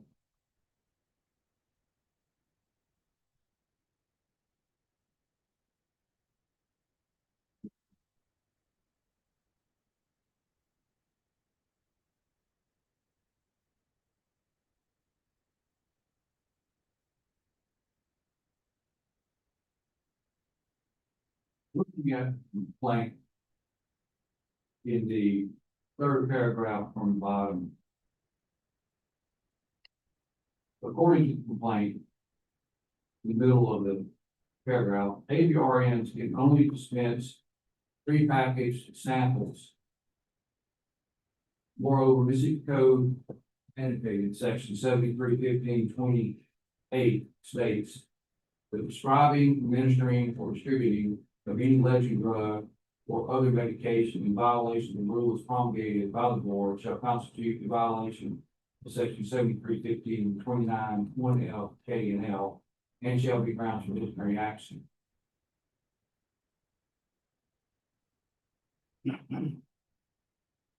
Mr. Wiley, is it your position that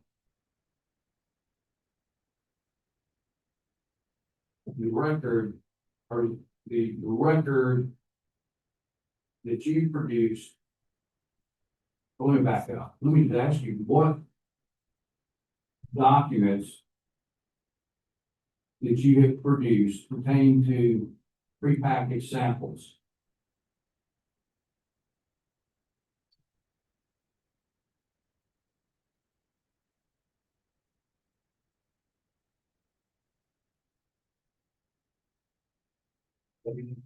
That's planning to sample my patient. Okay.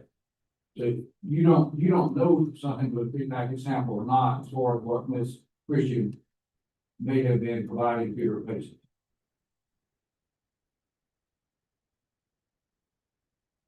I see, sample medications in the clinic. Yeah.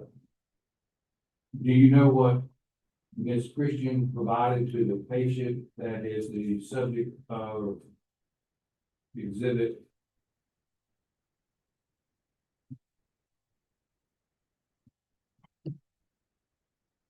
B11.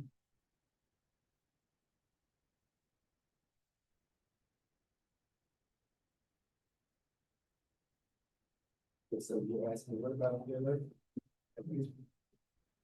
What I'm trying to find out is the allegation that Ms. Christian was providing prepackaged samples to the patient that is reflected by B11? And if so, what document in there are we talking about?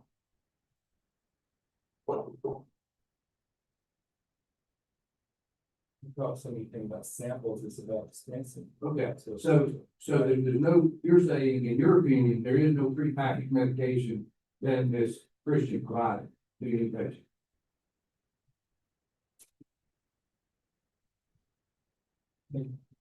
If you're saying dispense versus prepackaged sample, I mean. Dispensing is what we're talking about. I don't say anything about sample. Other than that, I'm not following what you're asking. I'm trying to understand the complaint, the reason I'm asking the question. Is there an allegation that Ms. Christian provided prepackaged samples to her patient or not? Dispensing, that's anything about sample. So, Okay, dispense, I'll use your word dispense, but I think the board regulations use the word dispense, I'll use your word dispense. Is there an allegation that Ms. Christian dispensed prepackaged samples to her patient, like in the B11?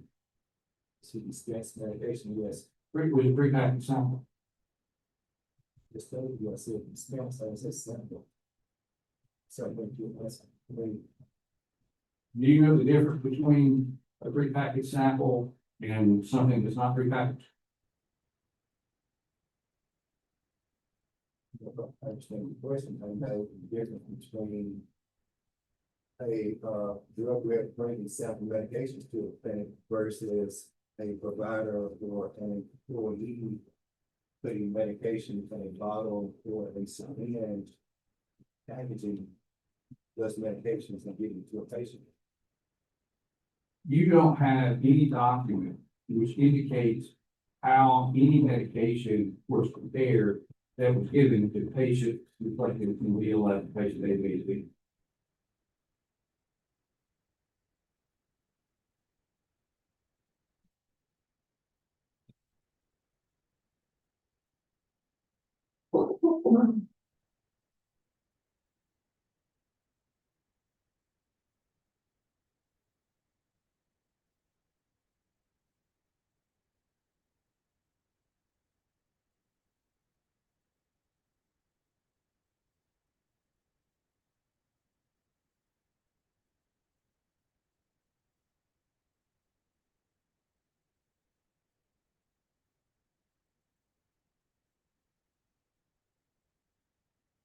Each patient was given 4 weeks of systemic 5 units for study prevention.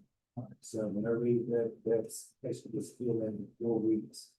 What's the record time? If you don't mind, what page you're reading from? Page 67.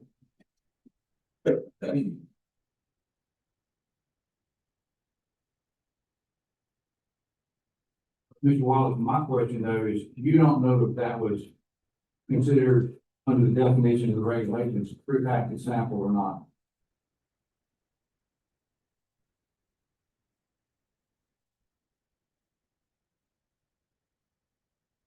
I understand the question before is whether it's sample or substance. I understand it. All right, this is real simple. I'm not asking you to guess. Do you know whether or not what you just read was the prepackaged sample that was given to the patient? I'm reading the question in the, If you don't know if it's prepackaged sample. but I just read those in the.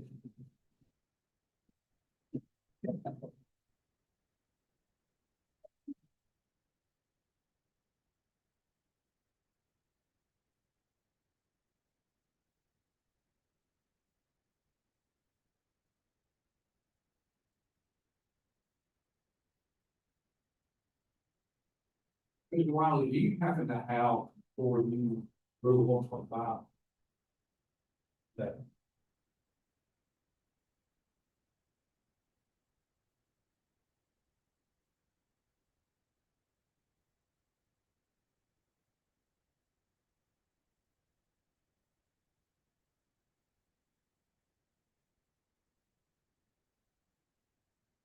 would you agree with me that Ms. Christian had prescriptive authority to prescribe semaglutide? Yes. I will represent to you that under the board regulations, 30 Mississippi Administrative Code, Part 2840, Rule 1.5, subsection B 2(8) reads as follows. An APRN may receive and distribute non-for-sale packaged devices or samples for which the APRN has prescriptive authority. Do you know what a prepackaged device is? Question, I'm sorry, you asked me. So. Second question.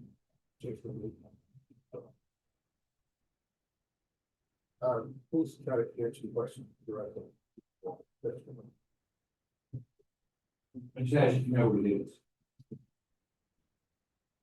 Yeah, from my understanding, samples usually from a manufacturer, in which a drug rep brings those samples to the licensees providers. They are not for, sale to patients. You definitely had to be real, I would imagine that sample is set, but there's nothing in the regulation that says what a prepackaged sample is. It's Okay, but just, we don't know what sample is. I'm not asking you what you've been told about somebody, I'm asking you who the regulations say what a prepackaged sample is. Don't have it in front of me, but Do you know, just without having in front of you, do you know, you definitely want to know? no, just a sample, like I said. Now, as far as prepackaged device, do you know what a prepackaged device is?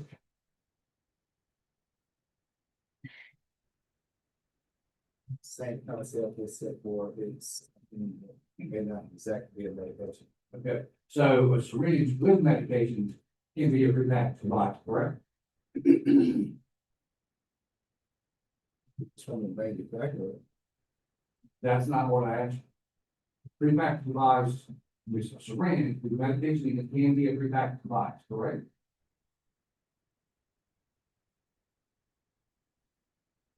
So yes, if it's a dispensing fee, then, yes.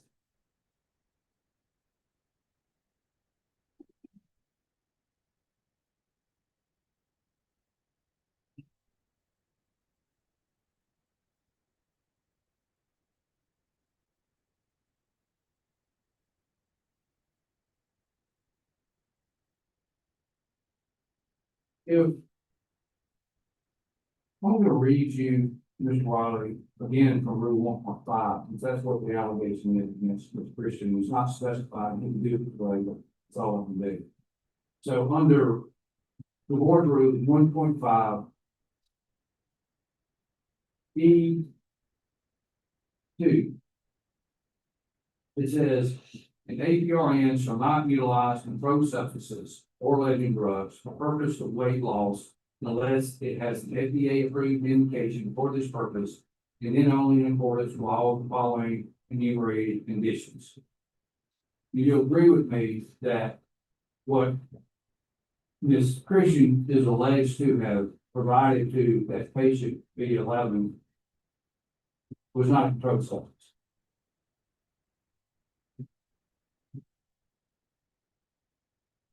I understand that. Was it a legend drug?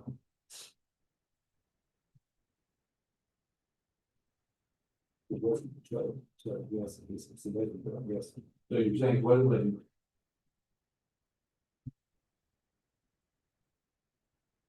Now I'm gonna ask you, has the FDA approved the use of what Ms. Christian provided to the patient in B11 for the purpose of weight loss?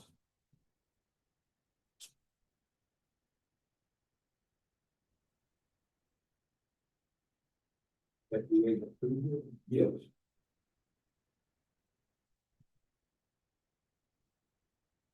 That's my understanding. And we're talking about something good enough, right? Okay. No more questions. So Walker, you have a question?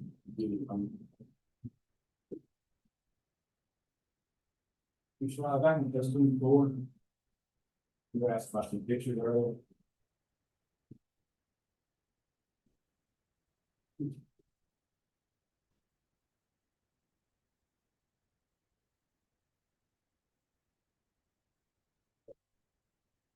There's, 4 bags in this picture, what's correct? Yes, there's 4 bags in the picture. Yeah. I think the easiest thing to see is, either the bottom 2 pictures, you see, which Christian is going to student. Yes, I did. Which page, page 24. And on there, we played retro record that says, we did that. See, look at that. And where is it appear those? Look here, any times here? Yes, I'm down, I'm sitting there, yes. So, look at here, those first sometimes. Jackson, call the position. And leading. We'll try to. Then I have a continued objection to lead.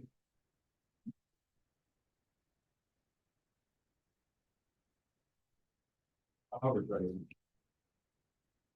Wiley, only, where did this come? I'm kind of calling to America.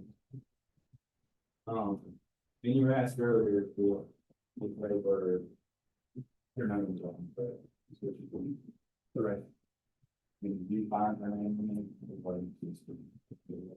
Yes, her name is, one of these limitations. Contrary to what Correct. You also asked earlier if you were familiar with the scope practice. Objection, that misstates what my question was. I actually was an expert in the area in nursing practice. I would like that. As Mr. Rogers, you're not an expert. Like, it's like, that's good enough. And, are you familiar with the rules that govern opioid factor? Yes. Can you state the record that it's been told what about for FDR? This kind of medication you have a EPR means can have less medication. There are several medications or devices. And so you are familiar with WU, yes.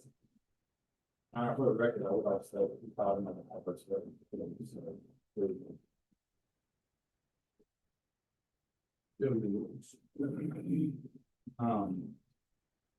so based on your investigation, you discovered that this Christian both was next in some sitting on pumps. Yes. And at this point in time, was that had the rule been changed to allow for the Scotland construction in the good side. Objection movie. The rules allow the driving of activities to drive. No, it's not allowed. You understand that the rules and the expectation. Yes.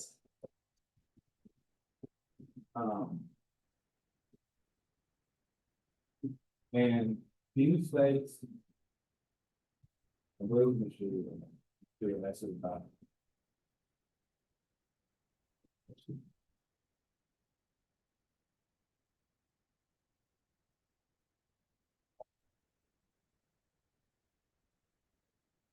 If you were asked earlier, if you were, it's about the status of this classification, some of these was controlled substance or license plate. All that. Yes. In the rules, the particular speak to describing medication for you, it say it has to be a controlled substance. Yeah. So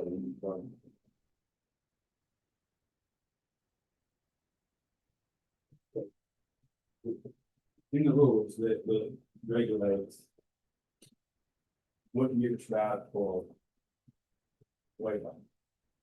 It doesn't, it doesn't. Go on with them. That was good. Sharon, you want me to redirect?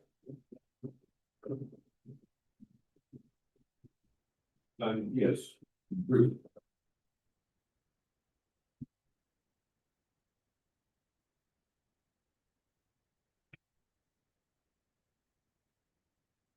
Mr. Wiley, I asked you earlier a question under Rule 1.5 E2, and I'll read it again. An ARN shall not be licensed from controlled substances or living drugs for purposes of weight loss unless it has an FDA approved indication for the purpose, and then only in accordance with all of the following preliminary conditions.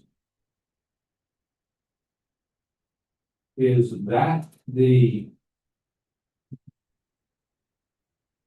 regulation that is being referred to by the complaint against Ms. Christian? That is the second full paragraph on page 2.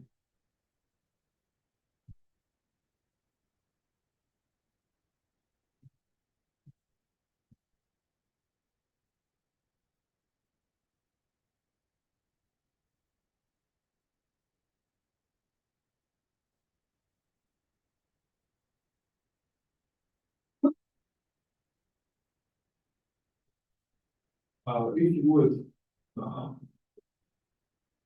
look again at MSB in 24, that you had questions about, Walker a moment ago.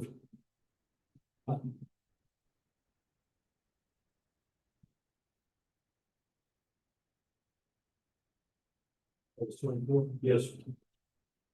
Mr. Walker asked you whether or not Ms. Christian's name appeared on there. I believe that was a question for you. Do you remember that?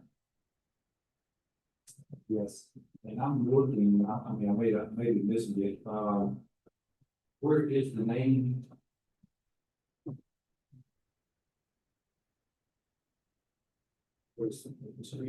Right.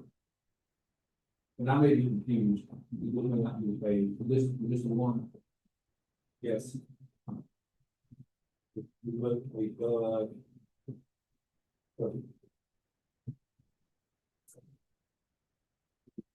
Okay, so if you look at the bottom left above C8, you see a prescription number. You go across from the prescription number. Yeah, I just see it. In the exhibits you have here, 1 through 11, where are the medical records for this person that's named there on that label? That's not that's something.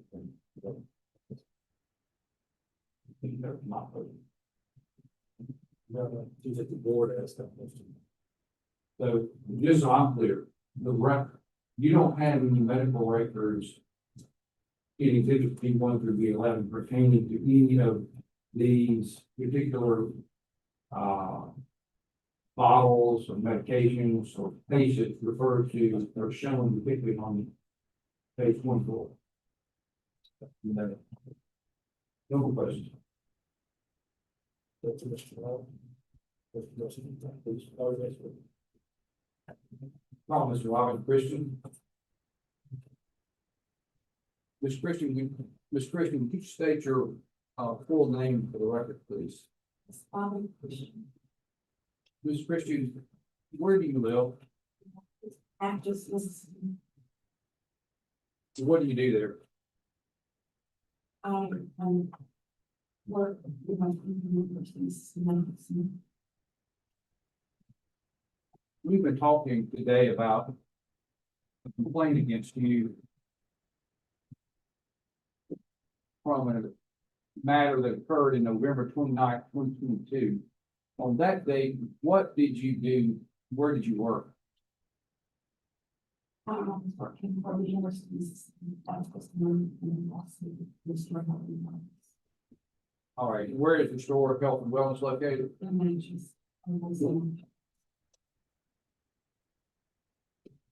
how long had you worked there in Restore Health and Wellness?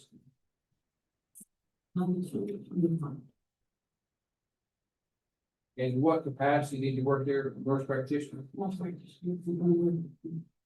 What did you do for University of Minnesota Medical Center?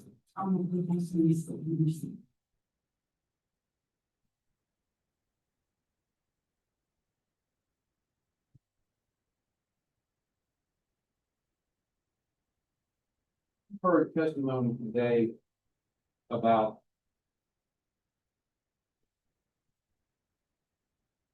generally accepted standards of such nursing practice, alleged and charged 7 of the complaint. And you've read the allegations of the complaint. In your opinion, as a nurse practitioner, what, if anything, did you do that was not within the generally accepted standards of such nursing practice?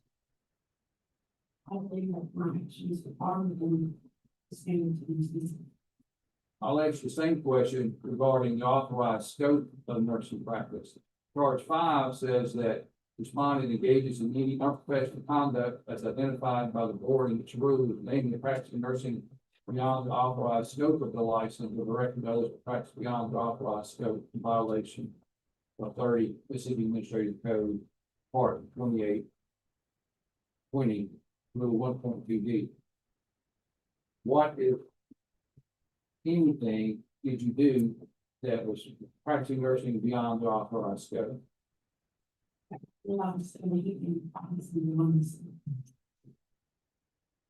Let's talk about the site visit on November 29th, 2022 to Restore Health and Wellness in Natchez. What happened on that day? I was not present on call Natchez, Mississippi on that day. I was on the medical leave since September of 2022 and was originally on January 13th, 2023. So I was not present for this.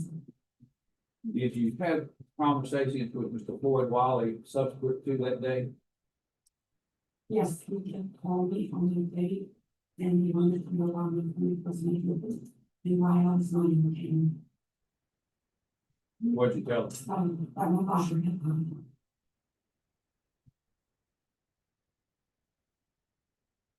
All right, the second full paragraph on the second page of the complaint states that prior to January 30, 2025, pursuant to Mississippi 30 Mississippi Code annotated and back up 30 Mississippi Administrative Code, Part 2840, Rule 1.5, an entity was prohibited from prescribing controlled substances or leaden drugs for weight loss unless the drug was FDA approved for that purpose.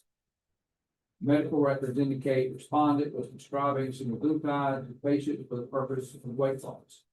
Semaglutide is not, nor was at the time it was prescribed FDA approved for weight loss. Ms. Christian, is semaglutide approved, FDA approved for weight loss? Yes, in June of 2021, so we have this FDA approved chronic weight loss management. What do you base that statement? The FDA will make approved. How do you know what that rule says? From the FDA.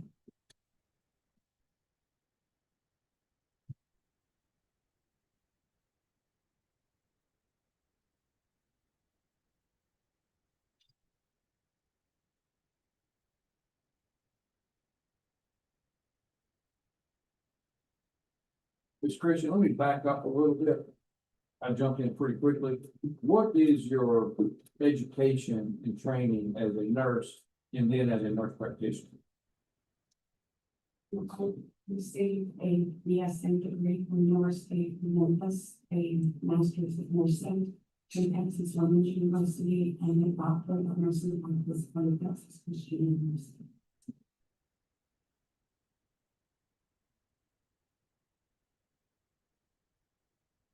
When did you first begin working as a nurse and where was it? A long time ago, in Memphis, Tennessee, maybe. Maybe. Well, let me ask you this, when did you become a nurse practitioner? 1998. And what's your experience as a nurse practitioner from 98 forward? I worked in multiple areas, just from. I ran delivery room, office, orthopedics, emergency, medicine, urgent care. House calls. The areas. During your work as a nurse practitioner, you've had a collaborating position. That's correct. Did you have a collaborating position in 2022? Yes, I mean, Dr. Kate Stronger. Did, I'm sorry, what's his name? Kate Stronger, Can you spell that? SCHWAGER. Did Dr. Schwager and you review any of your patient records? Yes, we did. We met quarterly and reviewed the percent contracts and met face-to-face meeting. Do you recall if records were reviewed with Dr. Schwager that included patients that were receiving the medication reflected in Exhibit B11? Yes, we did. He helped us develop the protocols. In our agreement. We'll make sure this is clear for the record and for the board. Are you testifying that your collaborating position helped you design the protocol for collaborating, or you said the protocols for providing single glutide to patients? Providing some of that. So Dr. Schwager was well aware of Yes. the procedure, Yes, and he never told you that that was a problem? no.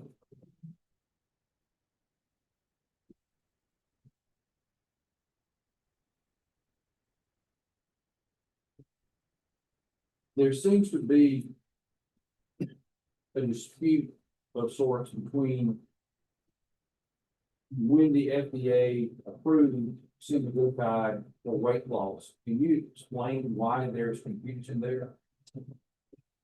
The confusion is between the name brand medication and the compound medication.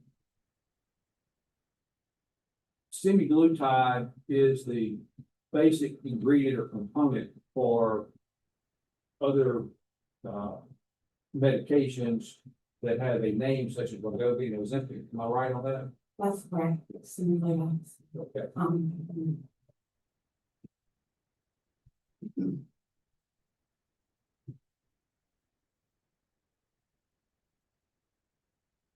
The allegation against you refers to the patient with the initials AB, if I'm not mistaken, that is B11, which begins on page 66 of the records.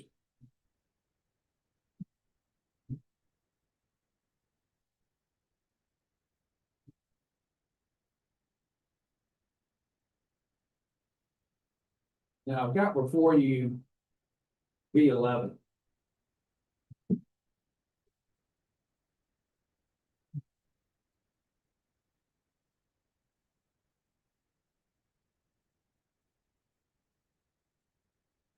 Do you have any recollection of this particular patient? All right, so your only knowledge about this is just what reflected in these records? Okay, have you reviewed B11? All right, in reviewing B11, can you tell this board what you did and why you did it, specifically for weight loss and semaglutide? And the patient. Simply with another something for the issue for the restriction, similar that. For being high criteria, and she also has comorbidities. Where did you derive the criteria for semaglutide prescription? That was from the FDA. Was that in conjunction with anybody else? Those are protocols also for our clinic. In conjunction with our farm commission.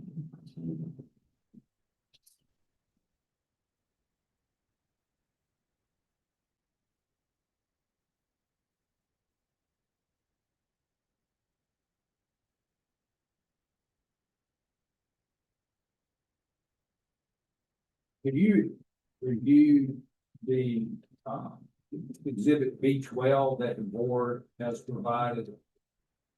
Lord, staff provided in intermittent evidence. Yes, yes, okay. Is there anything about B12 that pertains to the facts of your practice? I'll ask the same question with regard to B13. Is there anything in exhibit B13 that pertains to the facts of your practice?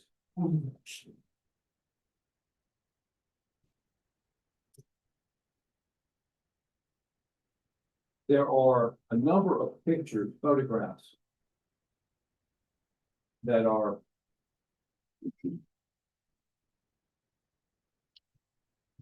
B9 through, B9 beginning on page 22 through page 49. Have you reviewed those? Yes.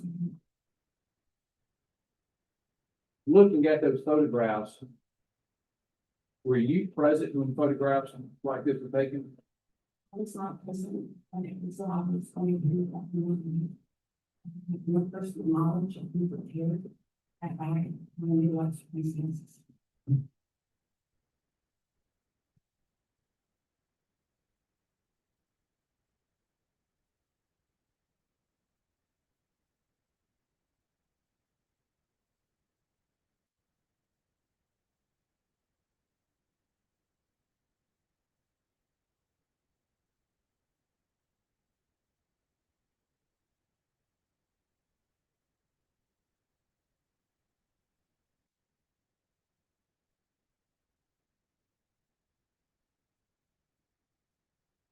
Thank you, Mr.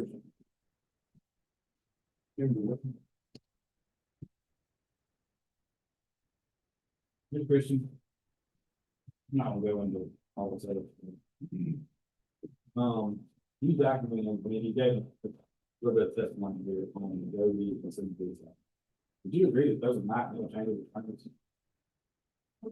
Try to use, some of the. So you're saying that single glue side is the, The same medication. The same that we is really about to. but single glue side itself was not approved, FDA approved, correct? At the time. Some of the doctors up there with chronic management, chronic weight management, The only thing FDA approved was, my question is every time you prescribe this single glue side, on page 67. Wegovy is one FDA approved medication, correct? My question was, the only medication that was prescribed that was FDA approved at the time for weight loss was Wegovy. Are you saying it's an ingredient in Wegovy? Wegovy is another name for semaglutide.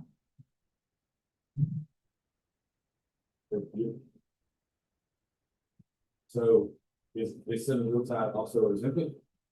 Yes, So it's, your testimony was that they're both the same thing.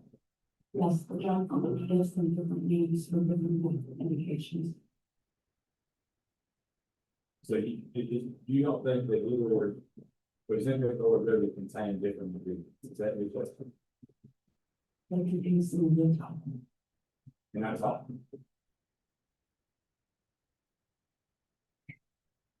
As far as manufacturing or the compound analysis of the medication with the semaglutide.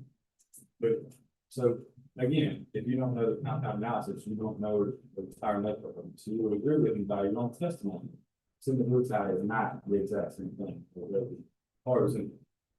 I don't know what's possible. So, even so, in the record, you weren't prescribing Ozempic or the other word, That's right. you were prescribing Semaglutide, Correct. and that's all you got. Yeah. Good.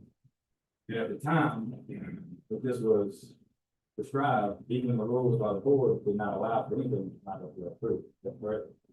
In the FDA approval, in June 2021, it is stated Semaglutide do not be illegal in Ozempic. But that was not the medication that was approved. On the FDA statement, they stated that Semaglutide is approved.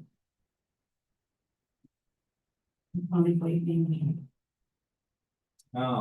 Only on page, what's this, I think the pictures we looked at, like, there's some on page 31. And it says you were giving the picture on page 39, pardon, but you're referencing the picture on 39 on page 67. The patients were being given, what appears to be injections, and it looks like those contain the thing under the label, Semaglutide, is that correct? Right. And I believe it looks like these came from the compounded pharmaceutical America, is that correct? Right. And again, these don't say it goes to ours, they say Semaglutide, 2.65 plus the carbon 9. Again, that's not what we FDA approved the weight loss for. Semaglutide is FDA approved for instance. But you were giving these to patients, is that correct? If the patient has clinical indications, then they don't respond to the indication. According to your own documentation, they were given 4 weeks worth of units themselves, is that correct? Yes, and they were given a monthly dose from patient specific to the medication was labeled by the pharmacy specific to the patient. But you weren't, this was coming from your clinic, is that correct? It says that, like, on page 67, it says patient was given 4 weeks of medication, you just prescribed it. So what went on? Well, it was prescribed for the patient from the pharmacy. And you gave them 4 weeks left, is that correct? That was the next one, it's a weekly injection based on Do you dispense that? Right, what it was? the medication is ordered, as you can see on these files specifically for the patient. With the dose, name, and instructions. That's not my question. My question is, you know that your clinic, were they leaving at least 4 times? I was in the prescription medicine. And, the are these samples? This is prescription medicine, which I'll So it's not a sample. No, So you were dispensing what was medication after that. always not discussing, this is specific medication for the patient that was ordered in your name, their dosage and instructions. So in the rules, it states what you can and can't dispense with whenever that. Yes, So as an APR, you're allowed to dispense. sample. So you prescribe and then dispense, right? The pharmacy dispensed the medication and it was delivered to my clinic. So when somebody left your clinic, again, that's what we said, this didn't come from the pharmacy. The medication came from the pharmacy, ordered in the patient's name, Okay, so you ordered in the patient's name to your clinic, correct? right? And then the patient left your clinic with this medication in that. It You dispense it. was ordered for them. It got at my clinic so that I could evaluate them and I get them, you know, up to the appropriate dose. So I'm gonna ask this, you're answering this one. You ordered this, you prescribed this medication, which is what you did at the time. And then from a pharmacy, correct? Right. That was delivered to your clinic, correct? Right. And then you act as a pharmacy, you dispense it to the patient, correct? The pharmacy dispensed the medication. To the patient. It was delivered to our clinic and was part of the evaluation and medical examination of the patient. I gave them the medication that was dispensed from the pharmacy. So you prescribe hydrocodone, you have it delivered to the clinic, correct? No, it's a controlled substance. Any other medication that you have prescribed that you have delivered to the clinic and dispense it to? Medication was delivered or ordered in a patient's name that was not name on dispensing. Some medication is given in the clinic. And we would give injections in the clinic. So you don't think that you'll be able to dispense it, go on, change it, That's correct. but can you explain that to me? Because prescription was ordered specific for the patient, and it's in the patient's name, with the dosage and instructions for the patient. So can you tell me what the normal practice is in the weight loss? And my standard practice is the patient receives a medical evaluation and examination, and then the diagnosis and treatment plan is done.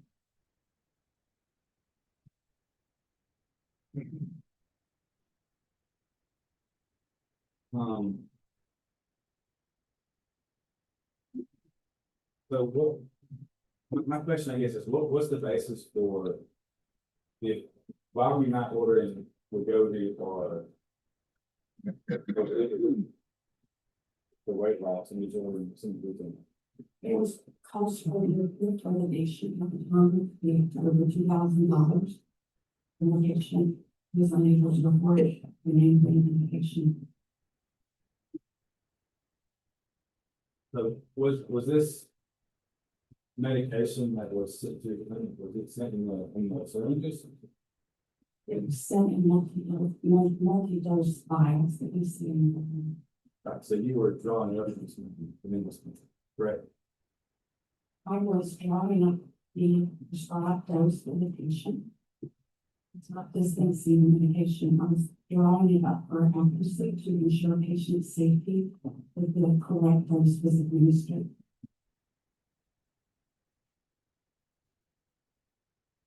So do you think that is not dispensing in violation of the rules?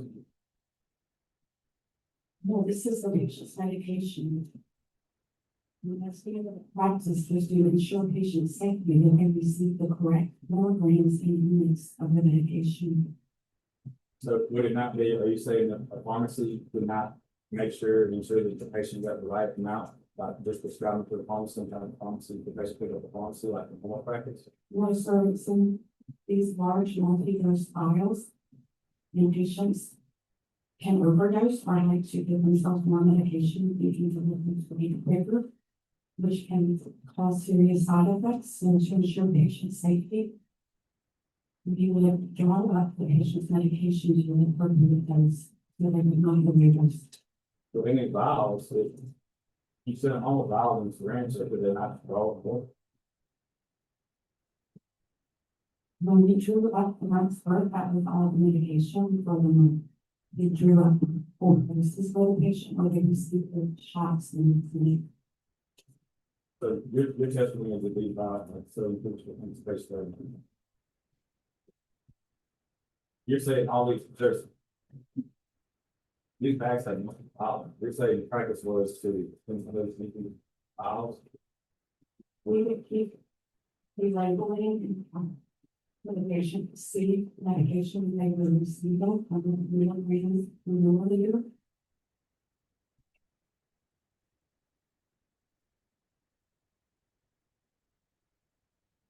And we're drawing up medication at the prescribed dose for the patient.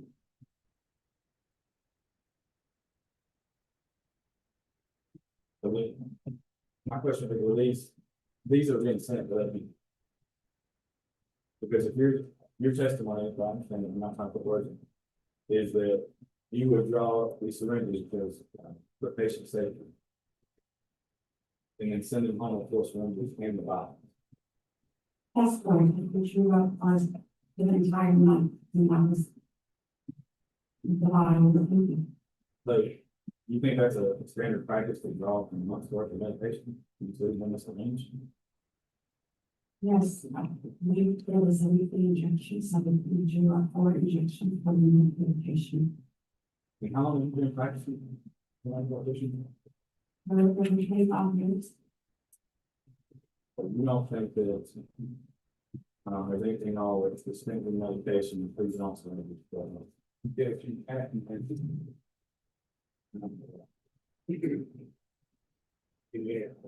Oh, yes, no, I do not think it's dispensing, it was similar to the delivery system, it's not sort of medication we drawn up. Because we don't have a new device, and one of those strong for the patient. And so, just go to the pen that comes from a manufacturer, is that correct? Probably so, Yeah. other ones, Anything ordered dosage, correct? correct, So this isn't the same thing as the pen, correct? I was reading in the ordinance. My question was, is this the same thing with a pen? Sorry, from a manufacturer, that you're drawing,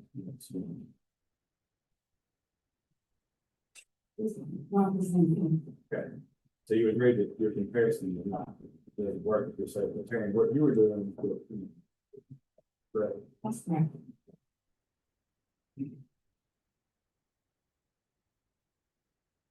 So you know, okay.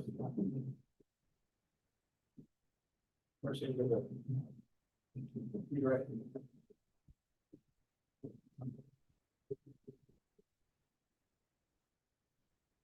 One question. Yeah, question one. So based on your testimony today, I have several questions. Now, one of the first ones, I think, Terry, you don't understand. You are an educator and a practicer, correct? You believe it is your responsibility to ensure your clients understand nursing practice, including dispensing of medications. And I'm not referring just to on a federal level, but a state level. Do you fully understand those? Yes, What is your understanding of in regards to the state at that time? which I'm sorry. For the dispensing of semaglutide, during that time, what was the regulation? And there were no regulations during that time, the first regulation from the Mississippi Board of Nursing came in 2025. The first guidance for companies that came from the medical board of licensure in August of 2023, that's something I said to. What did the board of pharmacists say? Because I know that they put out some questions about it, what did the board of pharmacists say? I am not aware of the ratification policies that was on the Mississippi Board of Pharmacy on my site visit. Why did you not with the contact the board of pharmacy and find out? I did contact the board of pharmacy multiple times and was made the list of the next certain for them. And when I called the board of nursing, they told me I have to refer to the board of pharmacy. And why did you list for something without confirming the pharmacy? Well, the medication is FDA approved by the site visit. I understand that, but what did this thing also?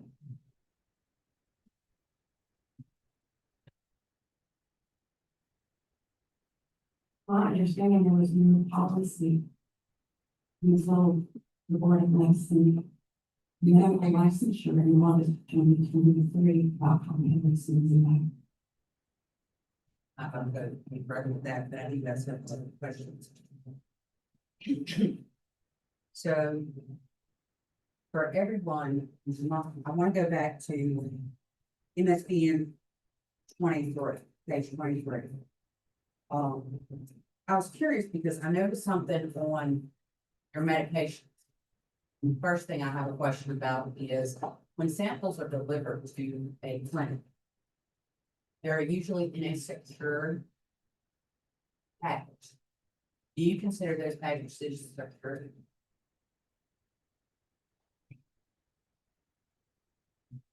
On the pharmacy, the prescription, The one that you have?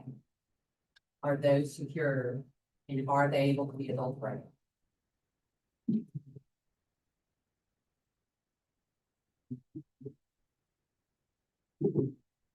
I have been something.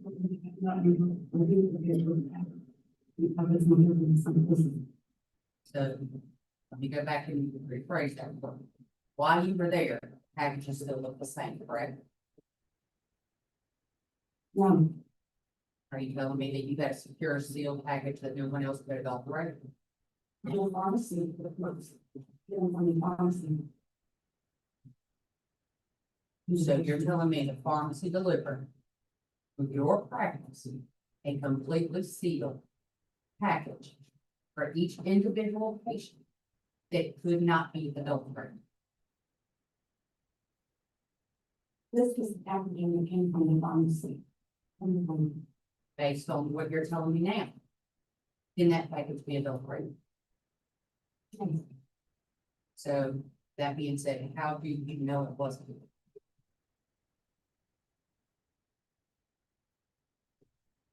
I'm not sure what you're asking me.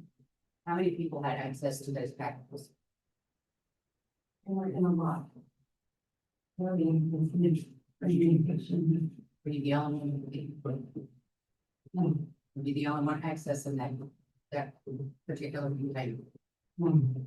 How many had access? Three, Right, so when I asked, could they have been adulterated, that's a total of 4, correct, or is it just 3? And could someone have adulterated those medications, meaning switching them out? I guess. So when we get samples from a manufacturer, are they easily adulterated?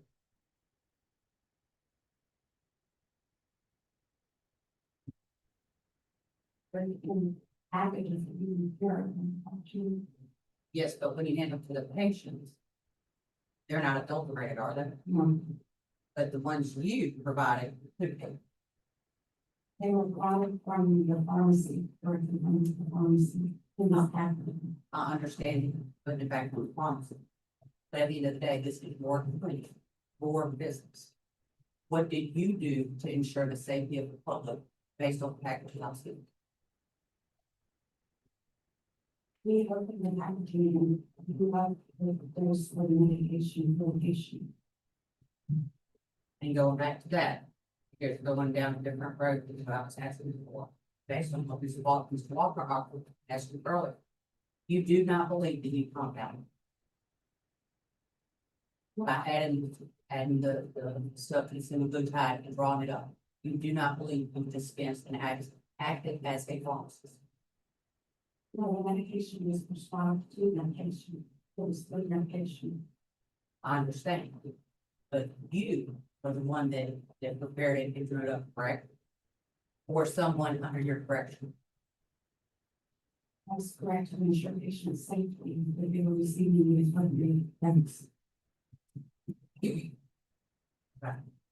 So on there, the other question before I'll let you somewhere else it was, I noticed on here, on those packages, I noticed that you've had patients from Louisiana, some of them from hours away from your location.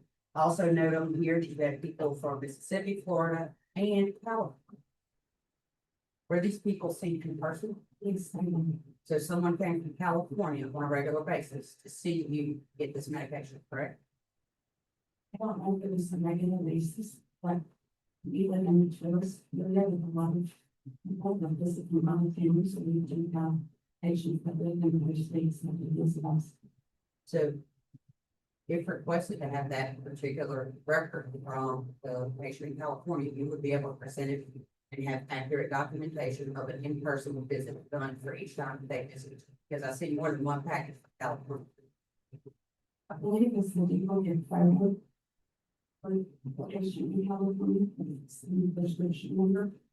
So is it common practice for you to see people from across the country for some of the time? We usually, these patients that live far, they would be on visit and we follow up with the provider in the location. So, on these same people, are you acting as their primary provider, meaning are you performing labs, getting a detailed history? Are you giving them a workup before you give them these medications? Because I noted on, let's see here, MSBN 051. There's no documentation of vital signs including the weight. So how are you making the determination if there is no vital signs including the weight that they're in? MSBN 5, let me go back and look. How long is it? Say it is. It is that second, like assessment. Which I'm sorry. I'm going to be. I will make sure that I made it correct.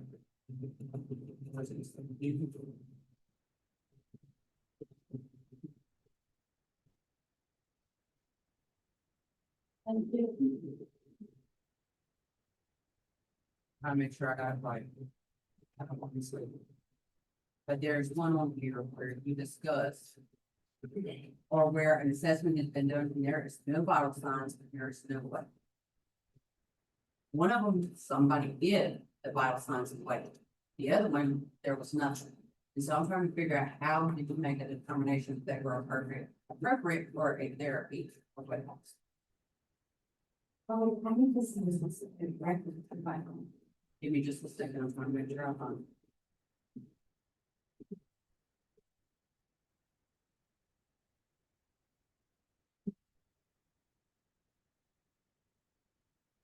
I would go to MSB and 52.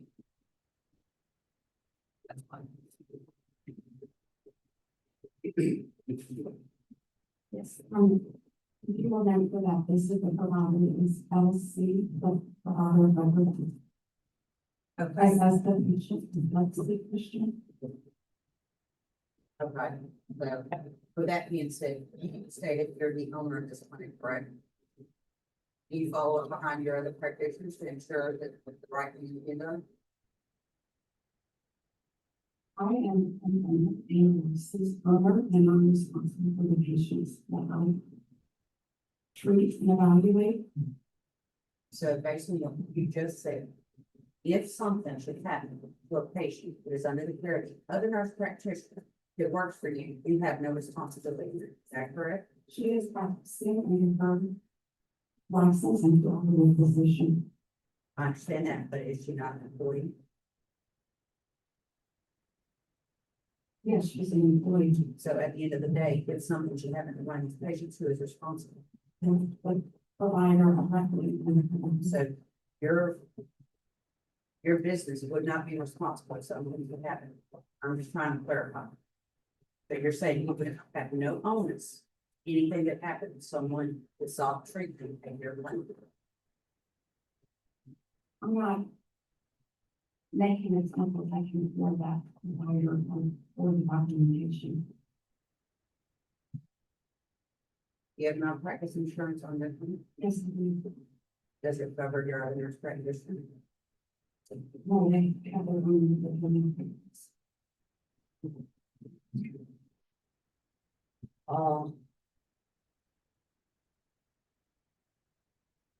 So out of curiosity, you order from the pharmacy, correct? Right. So I'm curious as to when the medication is purchased, brought directly from the pharmacy. Is your patient paying the cost of what the pharmacy charges, or are you increasing that rate before you deliver it to them? The patient is paying for multiple services in their fee. They're paying for medical evaluation. They're paying for patient education. Diagnosis and treatment plans. They can receive labs if they can have them, and they receive lab information. What is the markup on the medication? I'm not sure. It's just, they're not charged separately or additional medication. So as a business owner, you do not know what you're charging your patients for their medication. There's one loss for monthly services. Once again, you do not know what you're charging your patients for a medication. Is that what I'm understanding? No one charged for the service. Do you know what you pay for the medication? Would you be able to provide a breakdown? Yes, I believe in, I believe service in. From the receipt of the medication. Based on the last question I asked you, I'm just asking for an estimate, I'm not asking for a specific number. As an estimate, how many patients do you treat a month? Or at the time, if you give someone blue IV? I'm not sure, I was not in the clinic for many months. And I'm not sure the exact number of patients we were treating. Once again, as a business owner, Yes. you have no idea how many patients you treated. And gave someone blue IV. Not at times, I doesn't mean. I have no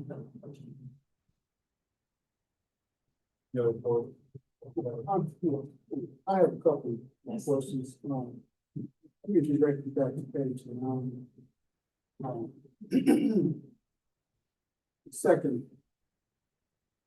second paragraph. First sentence there. Let's read that and do you, I'm do sorry, you, read the paragraph. no, first sentence, I was just wanting to read it, you know, not aloud, but, I asked you, do you disagree with that statement? Yes, I do, not several records showing multiple patients. No, prior to the first sentence. The first sentence, prior to January 3rd, 2025.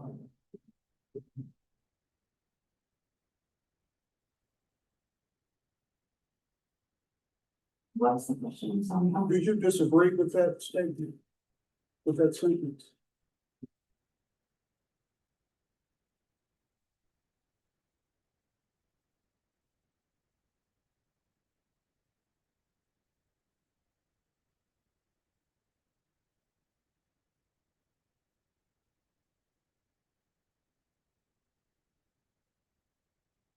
This is really has to be on this FDA purpose.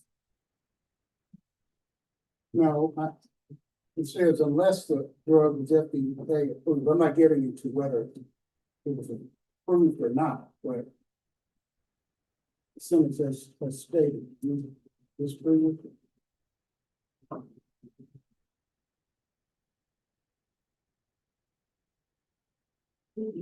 Last week, it's FDA.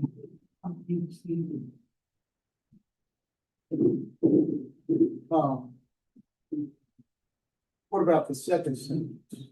Is that actually medical records to indicate that you were prescribing some detail? The purpose of the loss. Yes, That's accurate.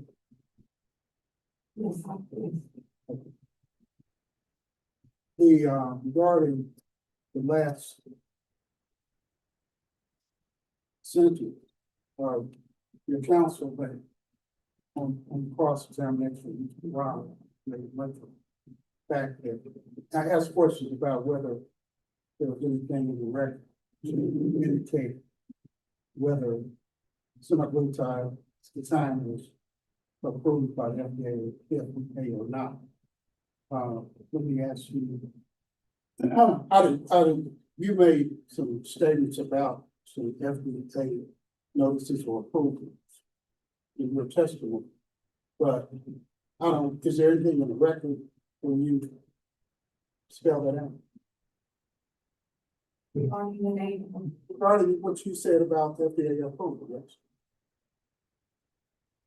I can we find the charges here and Okay, nothing in the record to substantiate what you said, so.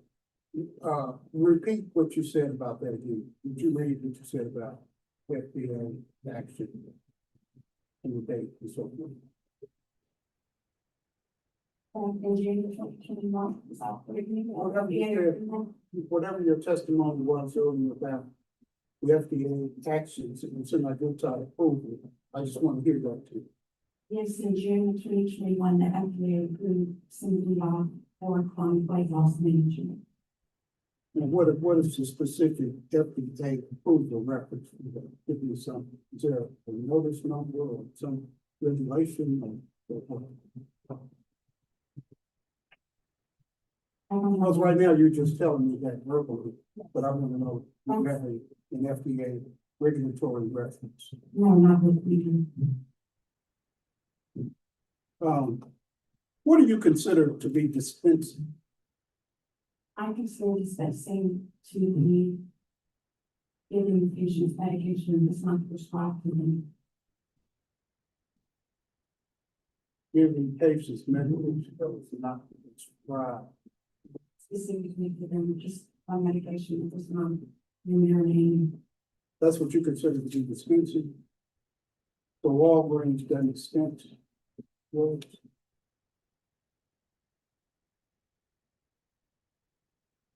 They dispense the restrictions that were given to the patient. okay, let me ask you again, what do you consider to be dispensing of drug? So, because there was a lot of back and forth about dispensing versus something else. What do you consider to be dispensing? A medication that was not ordered for prescribed to that patient.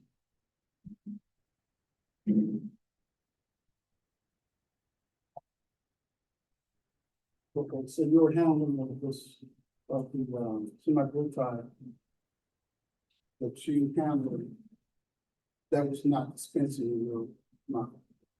So, because it was the patient, medication, only drawing the dose to ensure patient safety. How would you like your action? Not dispensing, how would you like? I was drawing those for the patient. Is that a medical, is that a pharmaceutical, so a term just drawing up for the. You're not understanding. You're not, you say you're not dispensing, you're just drawing up to give. That's like the patient status, I was drawing it up for them, the labor. I mean, I was administering to them. But you did prescribe. Yes.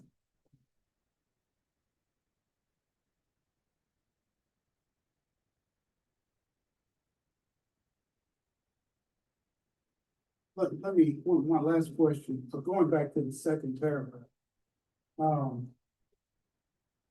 At the time that it was in 22, this was going on. What was your understanding, your personal knowledge about, FDA approval? Were you taking actions that you were taking, just because you have the clinic and that's what you were doing, that's part of your business? Or did you have that time specific, were you aware of specific FDA action that you were relying to get around this rule in the first sentence?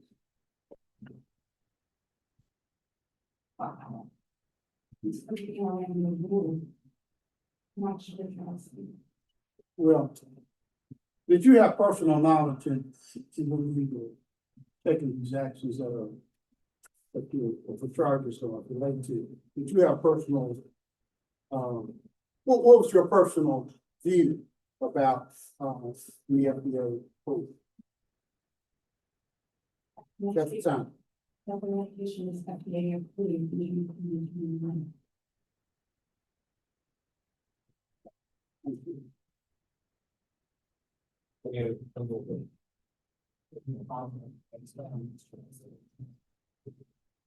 So. This question.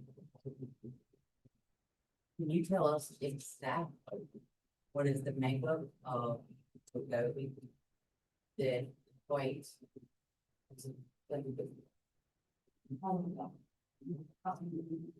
So you have no idea what the different composition between Wegovy and some of those ones, correct? That's right. So with that being said, this is still the same thing. I probably analysis from the pharmacy about what the medication from. That's not what I asked. What I asked is it the same composition? Does that make it the same thing? I don't think it's the same. And one other thing I noticed in the packets that I want to circle back on. Because you said you went out on that FMLA, while you were gone, they did a site visit. Well, on the packets, it has a July 31st and 8/3/23 dates on it, right? That shows, I'm guessing that's when the pharmacy, correct me if I'm wrong, sent them to you, correct? That's right. So what is the shelf life in that refrigerator for some of the product? So we had some ED from the days. Okay, so that was July and August 3rd. Why was it still in the refrigerator for patient use? September.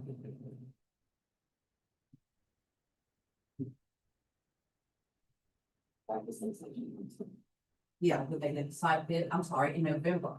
So we'll add extra month to it. So why was it still in the refrigerator after what, almost over 3 months? And is that patient safety issue?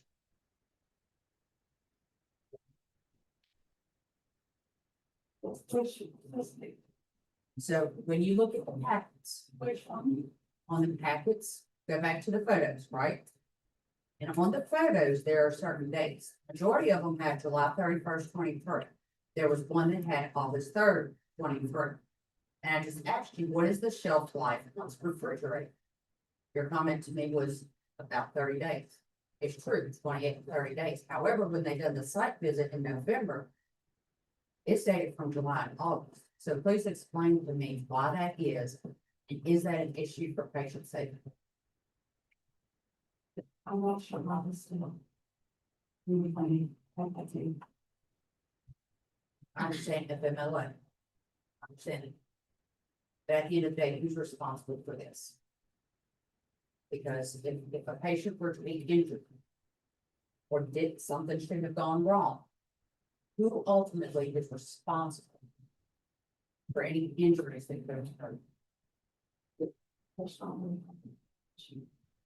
And who's the prescriber of record that wrote them? Whose name is on them? The pharmacy account is in the money. But who does it say the prescriber is on? All of it, you hear about every one of the packets. Yes, it is my name was on the account of the pharmacy. So were you on FMLA in July? No, So it's possible that it's you that prescribed it, correct? And it sat in the refrigerator until November?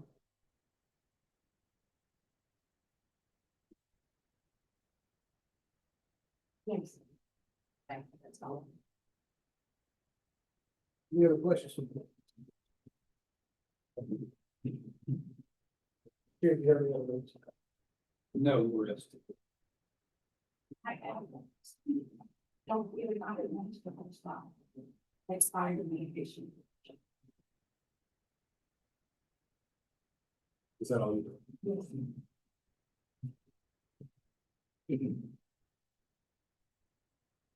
Thank you, Ms. Christian. Welcome to the department. That will conclude our evidentiary enforcement hearing today. I'm going to get a motion from the board to go into closed session, determine the need for executive. Oh, I'm sorry, closing state, get ahead of myself. I'm sorry.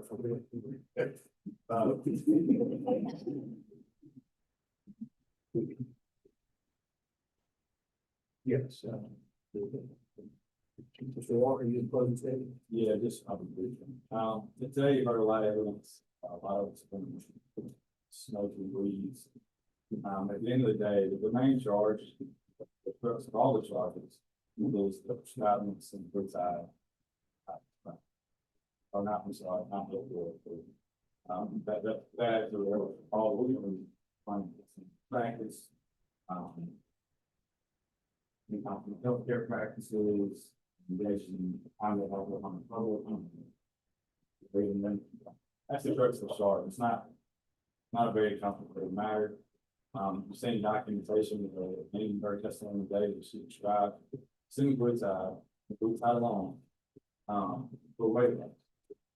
Time, they would not been able to approve no weight loss, not allowed by the board.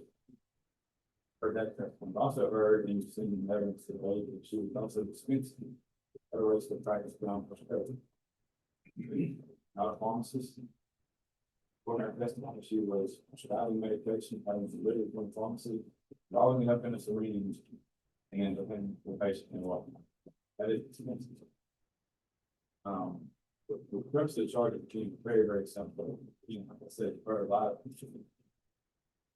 statements and testimony about things that's wrong with the charge with factors.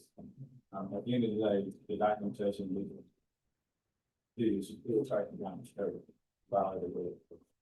Thank you.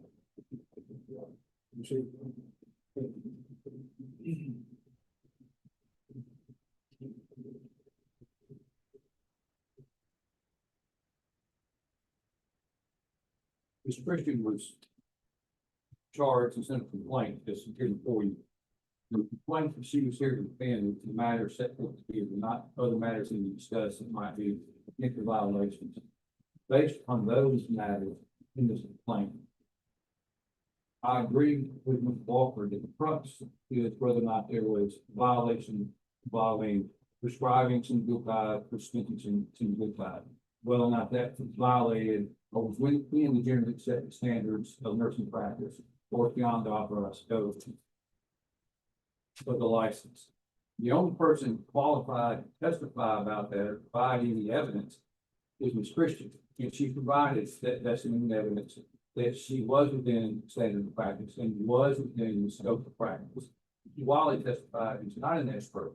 He can't provide this for any expert witness testimony.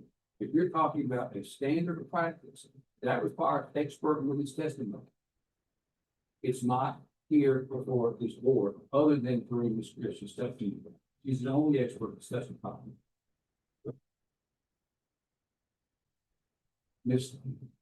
Christian provided the only information, evidence before this board relating to FDA approval.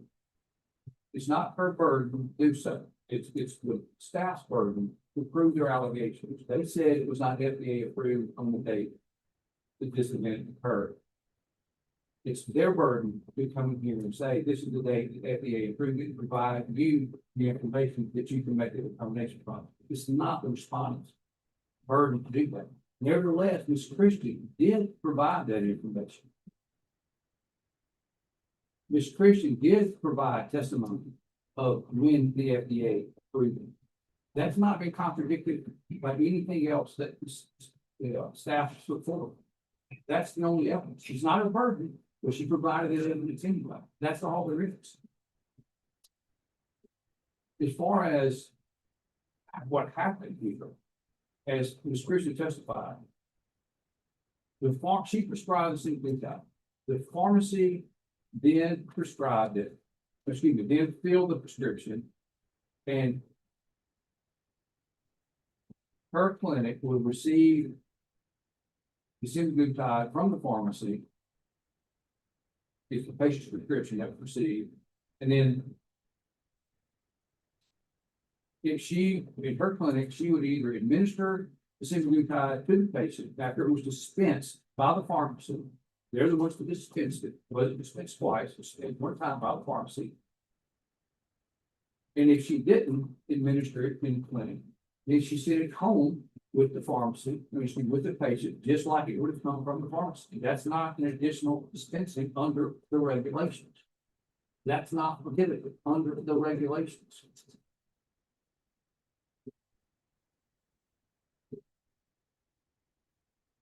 There was some discussion about the pharmacy board regulations. if the pharmacy board has a problem with what was being done, then they can address it with the pharmacy that was involved in this matter. But they don't have jurisdiction over Ms. Christian's license. And Ms. Christian is not obligated to go read the pharmacy board regulations, and try to make sure that the pharmacy is following their own regulations, and they certainly don't have jurisdiction over a nursing license.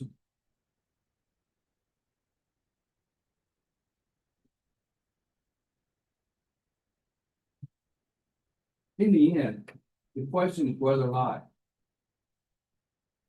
the staff has fulfilled and met their burden, to prove violation, not the respondent's burden to prove she didn't violate. In this situation, because of the lack of expert testimony, because of the lack of facts about FDA approval, because of lack of patient records regarding these other vile pictures you see, the staff has not met their burden of proof to provide testimony and exhibits that meet the required burden. And so we ask that the board consider it in light of the four corners of the complaint and the documents and testimony that provided today by Mr. Wiley and by Ms. Christian. And ask that you dismiss the charges. Thank you. I have a slide.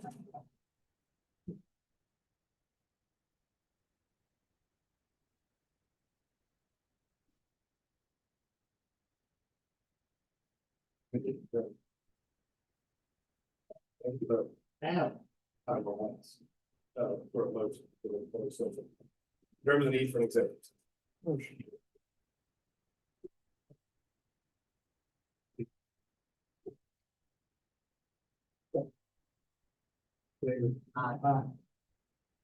The motion to go into the executive session for purpose of deliberation, policy number 2022-09. Okay.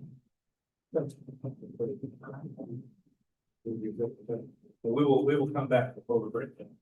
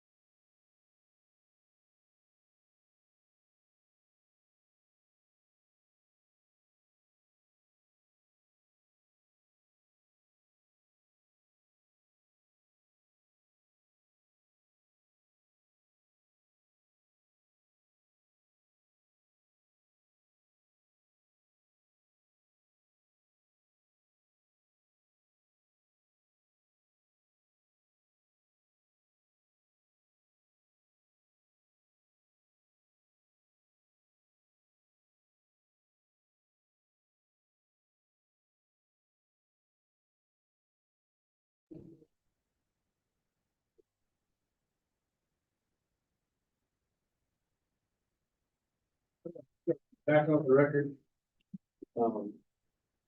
As I said earlier, the decision will be announced today, but we'll get a detailed order, sent to you within 45 days of today, laying out this decision. It will decision board that Robin Christian license number R 848-002. You found guilty of charges 1, 2, 4, 5, and 7 in the original complaint. Based upon respondent's own admission, based upon sworn testimony of it, put into the record at this hearing. The board determined that the nursing license of the respondent will be suspended based upon the clear and convincing testimony and evidence submitted to the record. However, this suspension shall be immediately stayed. Furthermore, the formal reprimand shall be issued to become part of the permanent record of the respondent's nursing record. Fine, the respondent shall pay a fine of $500 and receive the board's office on the 4/30 calendar days from the date the order is executed. Within 180 calendar days from the date that executes final order, respondent shall have written verification received in the board office that the respondent has successfully completed 12 hours of a board approved course workshop in ethics, legal and ethics, and advanced practice registered nurse orientation. The pharmaceutical course.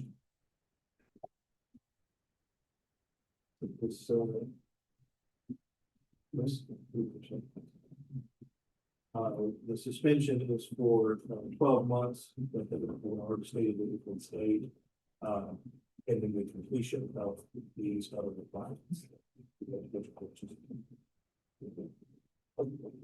That concludes the matter for today. Go on with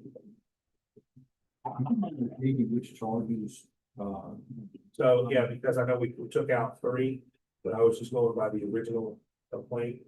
And it would be 1, 2, 4, 5, and 7. before hours.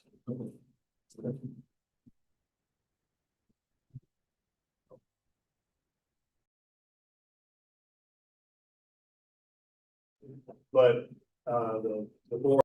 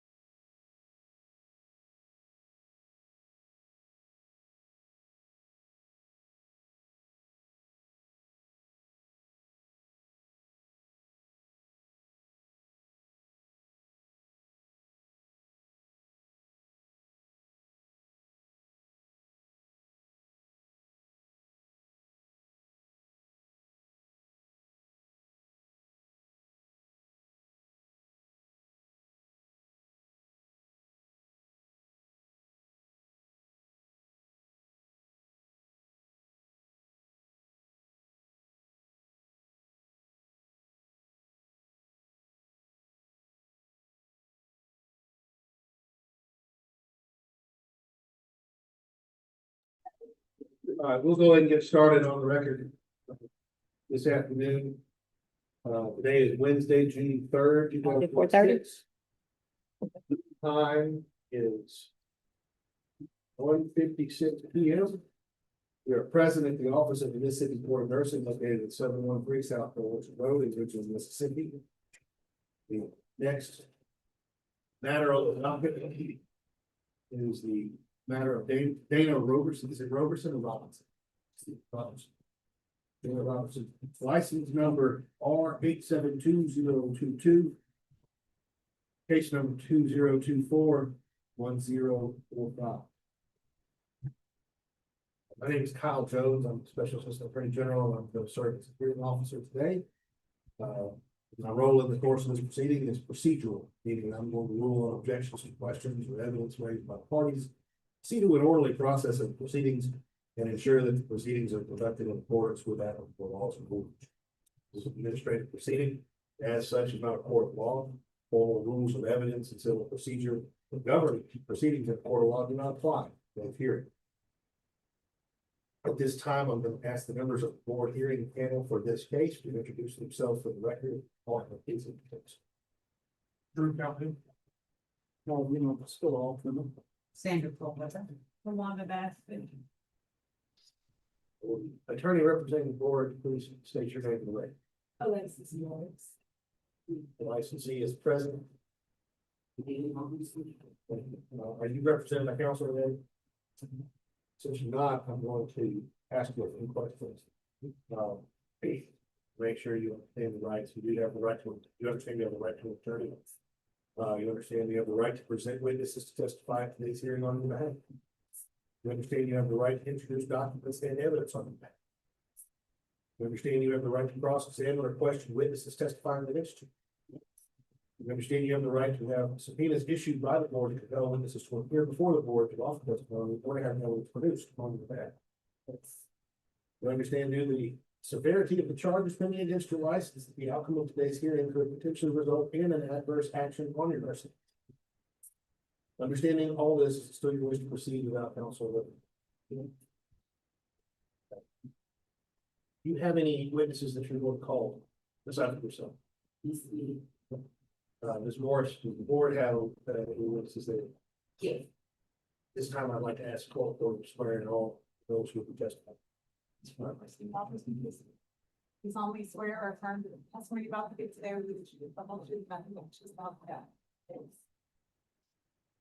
This time I ask for any exhibits for the board to be given. You so much the board. Board Act.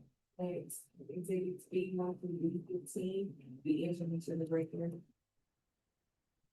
Robertson, have you ever had a chance to look at those exhibits? Yes.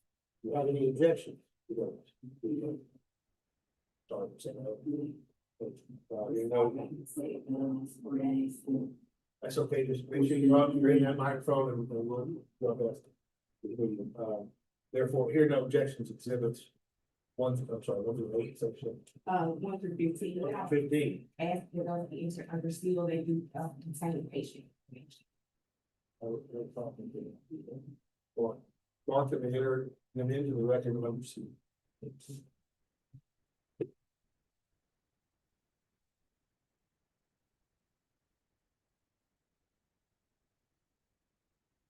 Okay, well, I'll give you an overview of this is how we're going to proceed. We'll start with opening statements. They are not evidence. You don't have to give an opening statement if you don't want. They're merely persuasive. It's kind of a persuasive argument based on that evidence that will be provided. The burden of proof is on the board attorney to prove it her case. So she will proceed first with her statement. You'll have an opportunity for her statement. After that, board will go first with this witness, and then we'll have an opportunity to cross-examine all witnesses. And then we'll be here to redirect the board. Of course, can ask questions. And with that, and then it'll be your turn to provide your testimony. And the board attorney can will have an opportunity to cross-examine. Presenting then, we'll have an opportunity for closing statements. So after that, the board will go into executive session to deliberate, render decision will be rendered today. After which there will be a detailed order issue, will be sent to you within 45 days. Do you have any questions? Okay, so we'll start with opening statements, Ms. Morris. Thank you. Just briefly. This matter concerns the respondent's failure to comply with the education administration policies and documentation requirements in violation of Mississippi law and board rules. The evidence will show that in August 2024, the respondent removed the Percocet for a patient, but failed to administer it and retain the medication in her possession. She was warned at that time. However, weeks later, she again failed to properly document and dispose of a partial dose of Percocet in violation of the established facility protocols. When concerns escalated, she was asked to submit to a drug screen. She refused. Accordingly, the respondent was charged with violating three provisions of the Mississippi Nursing Practice Act. The clear convincing evidence will establish that the respondent's conduct satisfies each of the charges as outlined in the complaint. And under Mississippi Code Section 731529, this board has the authority to take whatever disciplinary action it deems appropriate. And at the close of this hearing, we will ask that you do so. Thank you. Robertson. If you have.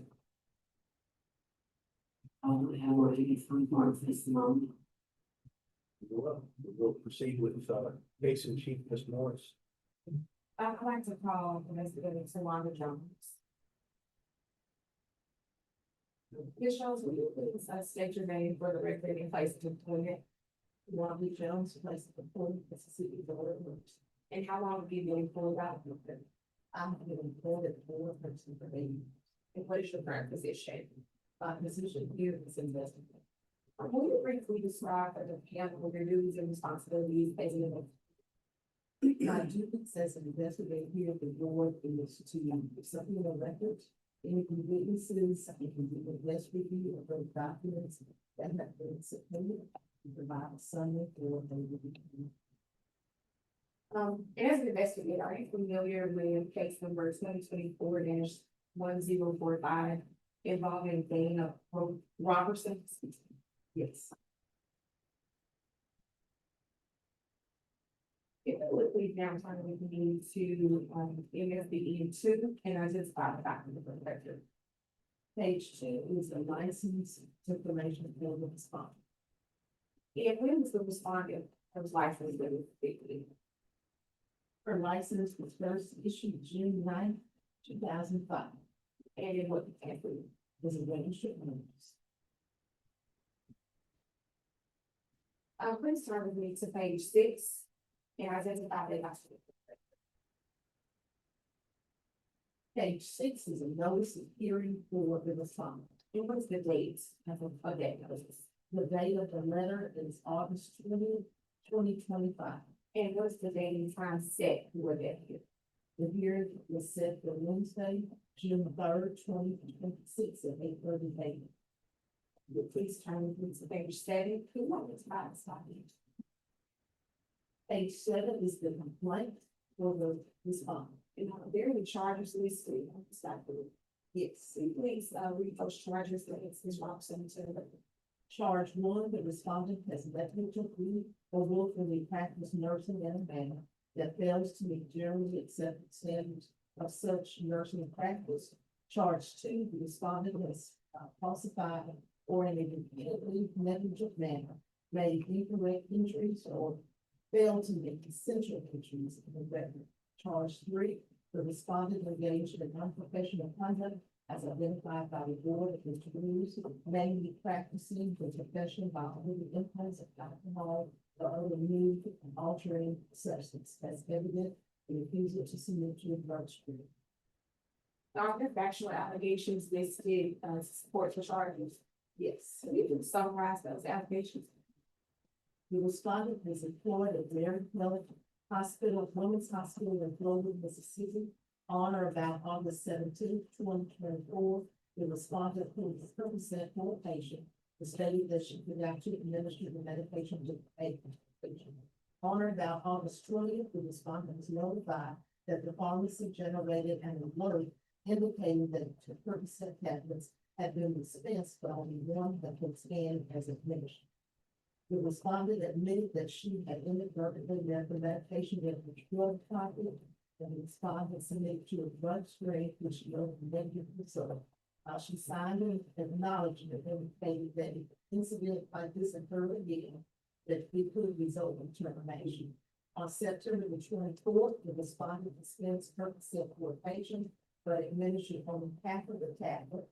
The respondent admitted that she failed to comply with the facility's protocol by not documenting the waste in the undersea and by failing to dispose of the remaining, not documenting the waste on the undersea and failing to dispose of the remaining half.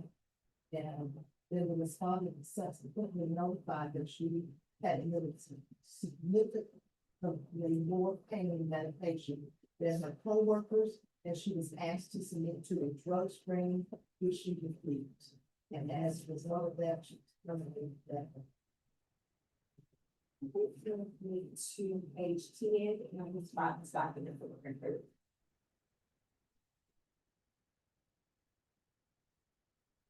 Page 10 is a certified mail green card. It is this, card signed acknowledging receipt. It is.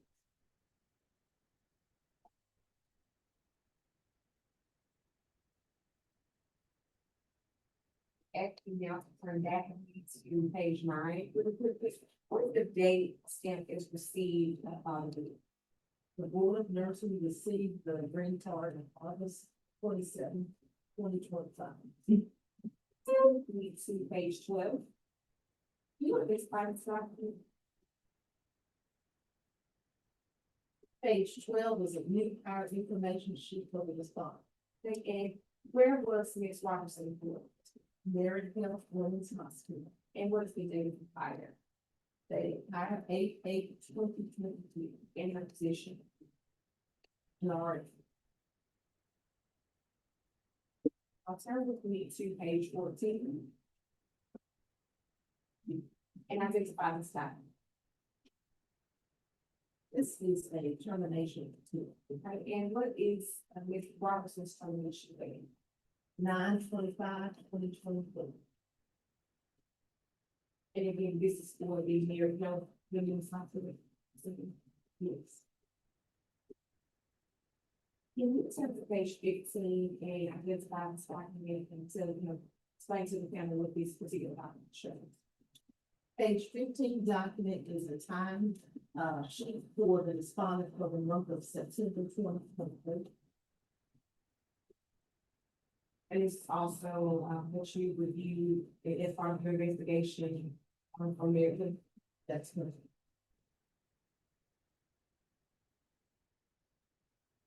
Into page 17. What is this about?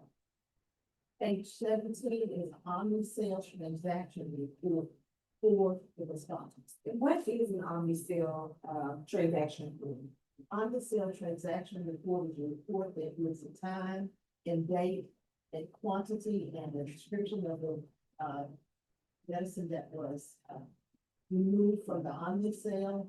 And it also tells the user and also what patient was taken. And what's the date range? This omni-sale report is from August 17, 2024 to August 18, 2024. They previously just testified, that you could tell the patient username, fill out the medication. Yes, What report specifically, does this reflect regarding the use of medication? What medication? this report is for oxycodone. And what observations regarding Ms. Robinson's user account, did you make from reviewing this particular report? From this omni-sale report on August 17, 2024, the note made by the pharmacy director says that was not charted on the 17 for patient A okay? And the respondent was a user. So we say not charted, specifically what was not charted, it's what, prescription or drug of choice or substance. The oxycodone was not charted in the law, which is the medication, administration. And is there another name for oxycodone, the cinnamon for human purpose? And for the record, whose user account appears on the particular report for not being charged? So it's fine, okay? And it's just, there are other notations, is that the only medication that was not charged before we took this stuff? According to this paper, the seal, that is the only, that's not. That's what it's trying to get to page 18. And we want to everybody help you. Page 18 is a witness statement that was provided by the facilities people. And what is the date of the statement? The date of the statement is August 21st, 2024. Now, was this statement describe, an incident involving, the purpose statement? Say, would you please summarize the statement? It says that Dana came to the hospital and asked about the rates and purpose of the event. I asked her what happened, why she had them in. She said that she worked Saturday, 8/17, had pulled the purpose for the patient and forgot to give it food around 8 a.m. She then pulled another purpose around 11 a.m. and gave it to the patient. Jessica Reagan contacted her Tuesday and told her pharmacy report showed that both Percocets pulled but only one gift. She stated that she could not find the Percocet at the time. Jessica phoned her.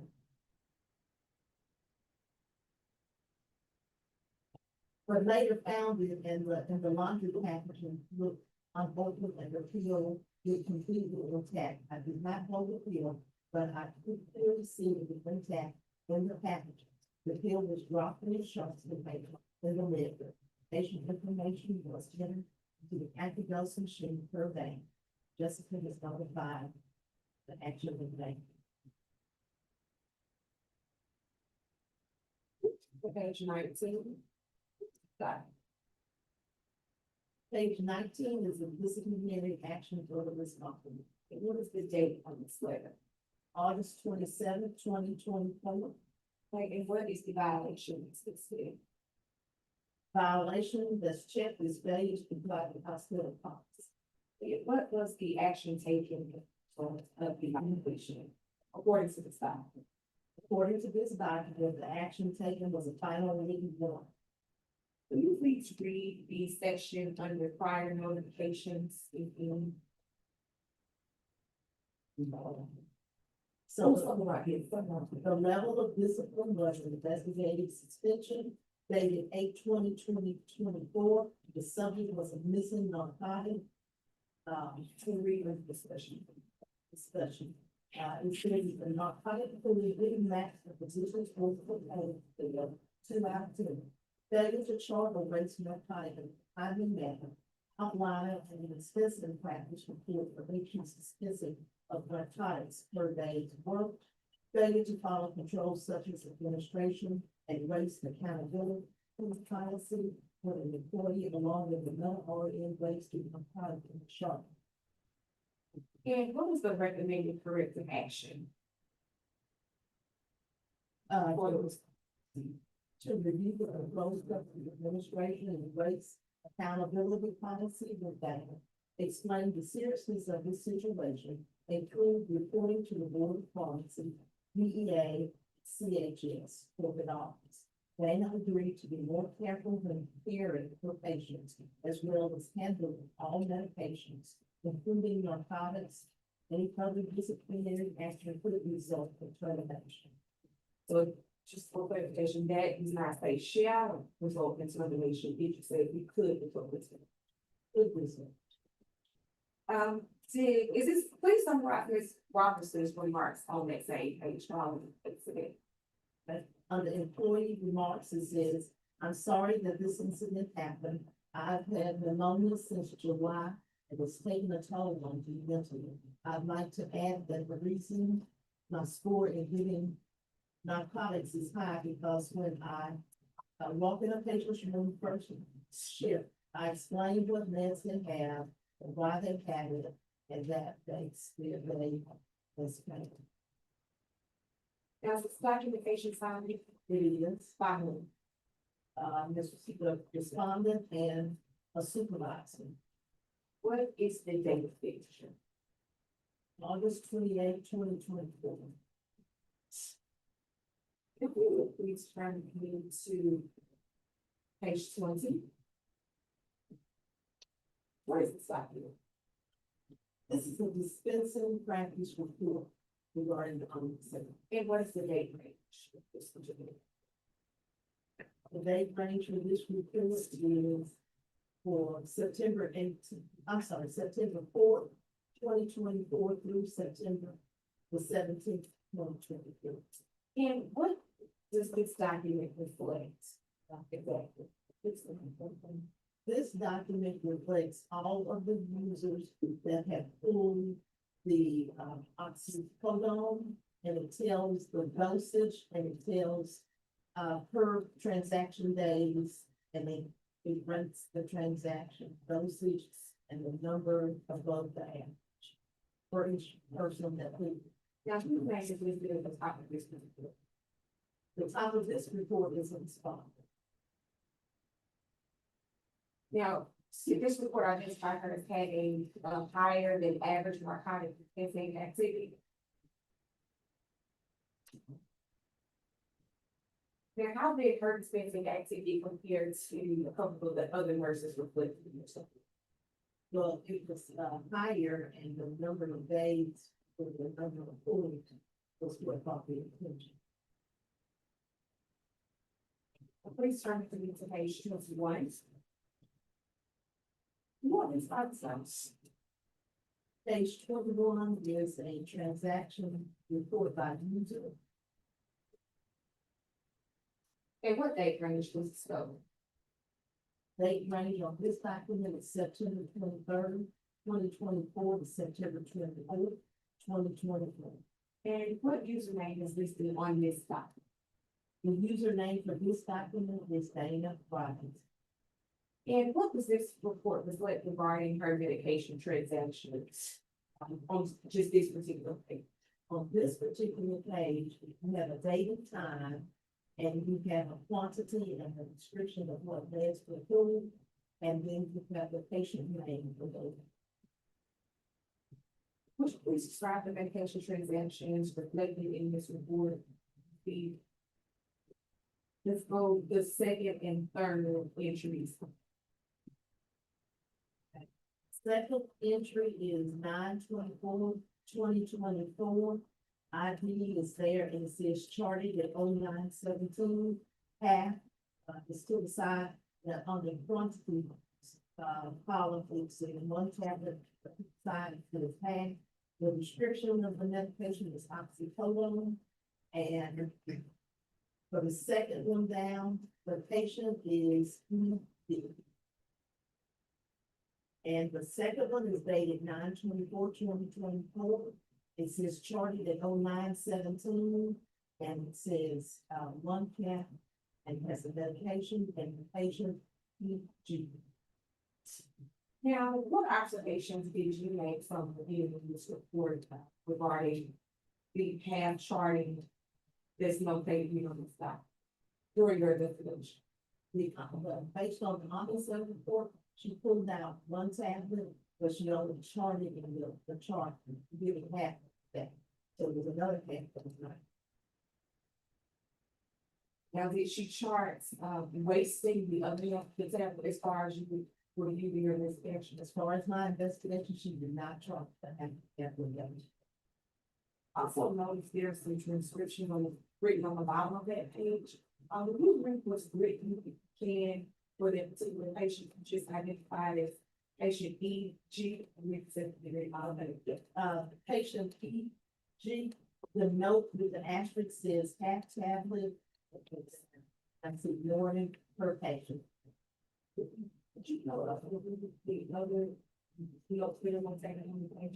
Above the block It says Henry Johnson, no pain meds since early mistaken, pain well controlled, represented by Charlie and Purple. Now, if you go back up to, I believe, the fifth issue, what's the patient names? For that particular entry, 1323, the patient is JJ. So, the facility interviewed patients, I guess. Well, excuse me. During your investigation, did you note the facility interviewed any patients regarding Ms. Robertson's medication administration? Yes.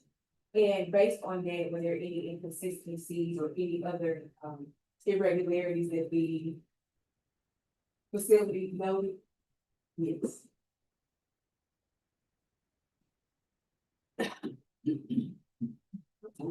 Page 22. Yeah, it's by this document, please. Page 22 is a fitness for duty reasonable suspicion of drugs.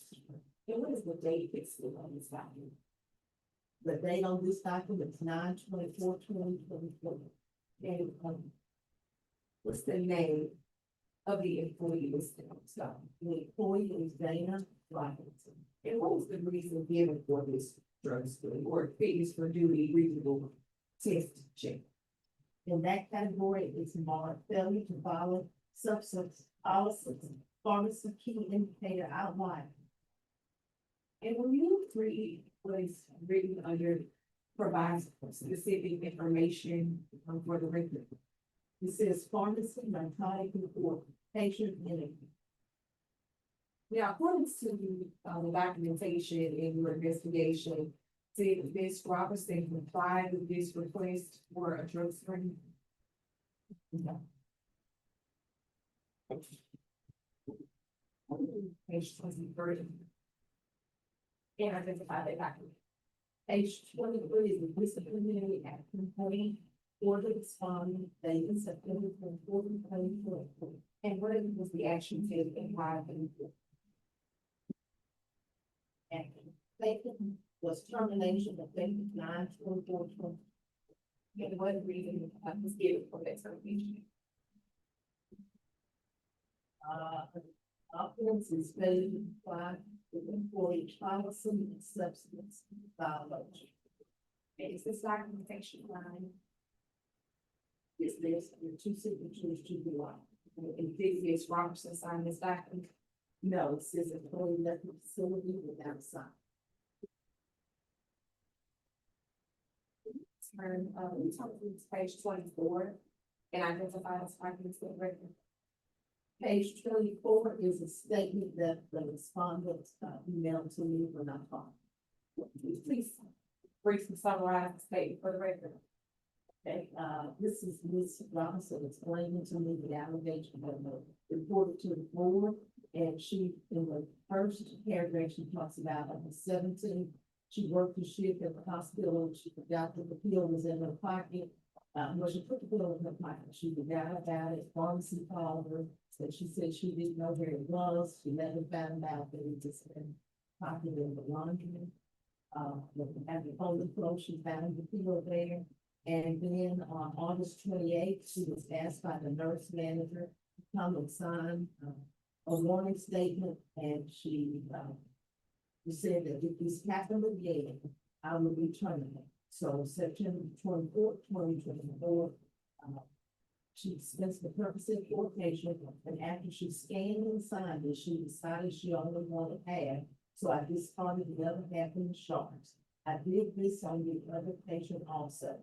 I did not follow protocol while waiting pills for the omnicell with discarding to the designated container. At the end of her shift, the nurse manager asked her to come, and she was questioned by the pharmacy manager regarding the report, showing that she was an outlier. Then she was asked to give a drug lady when she moved to nursery, what she was doing.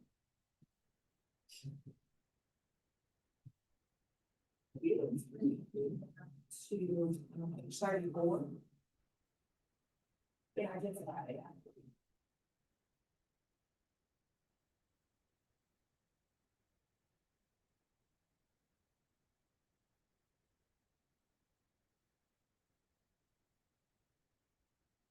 34, this is the facility substance testing for the business review bonds.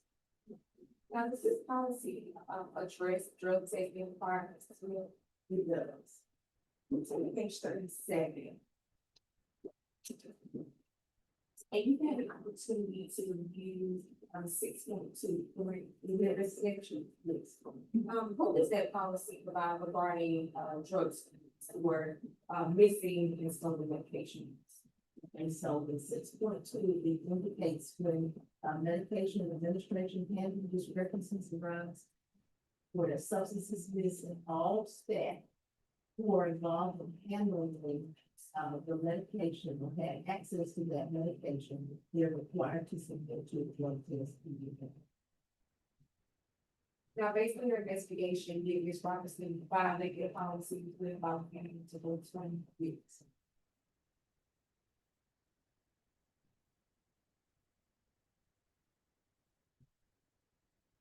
So after reviewing all of the documentation in this case, the state did say Ms. Robinson, of course, today's view for the course of your investigation and facility documentation, in your opinion, does the record conflict or substantiate the charges against Ms. Robinson? Yes. I couldn't even get sense. Robinson, do you have any questions for Mr. Jones? Well, they said that, I wasn't terminated on the spot. Well, hold on, you'll have an opportunity to ask testimony. If you have a direct question. Thank you, Mr. Chairman. Do you have any more witnesses? No, I don't, the word name is. Oh, yes.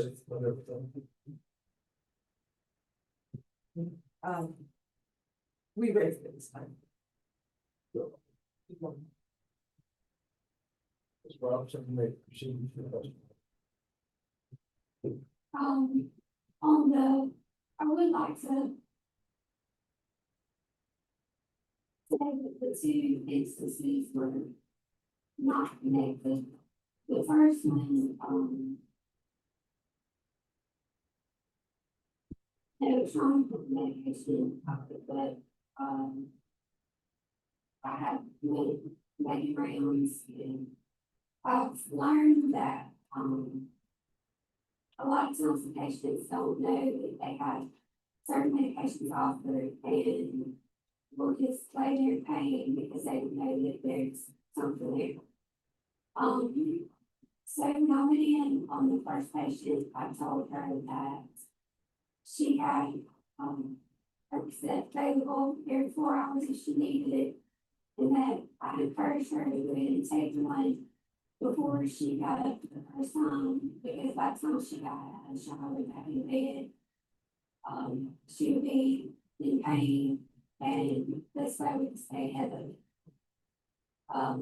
So she called me to bring Percocet, and they were staying probably 2 or 3 minutes. I got Percocet to get straight in the room, and she was sitting on the side of the bed, and she said it wasn't as bad as she thought it was gonna be. So she didn't want the Percocet right then.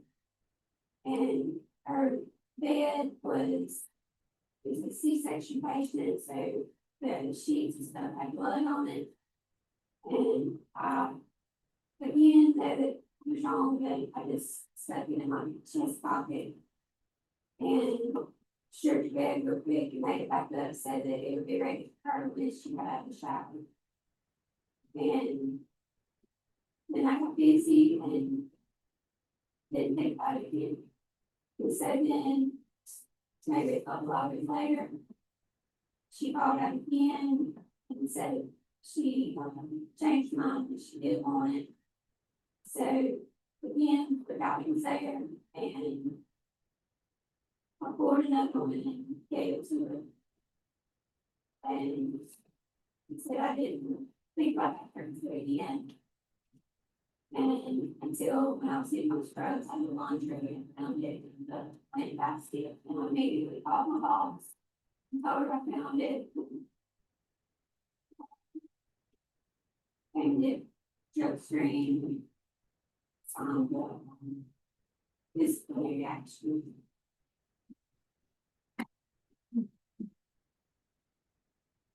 The second day, would have been since, I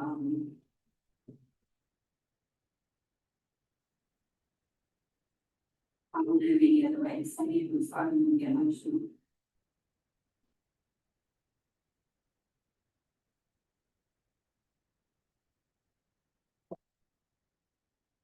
I started having some, mental health issues after I was sick with pneumonia for such a long time. It just came to a head, so it was a lot like that day that it's kind of like I would just everybody experience, for lack of better words. I was going through emotions, and I had asked my boss earlier in the day that there was technology that day, I wasn't scheduled for that day, the evening before. She called and asked me if I could come in and work, and told her I didn't feel good, and about the fourth time she asked me, after having been a director of nursing at my job prior to coming to Women's Women's, I just emailed with guilt that she was struggling to get the shift coverage, so I came in anyway. So I'm not trying to deny that I did something wrong, I know that I did, but it wasn't an intentional thing.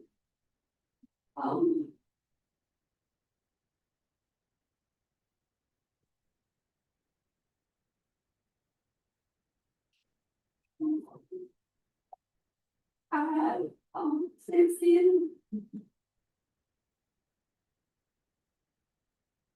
been treated by a mental health nurse practitioner who sent me for, counseling, and it suggested that I was self-sabotaging myself that day because I'd already went PRN and then was backing off from that because I just needed to be home. He suggested that I self-sabotage myself that day.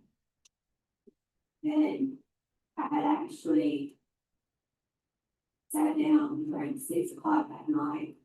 We had been crazy busy with a lot of surgeries and a lot of heavy patients coming out. At the same time.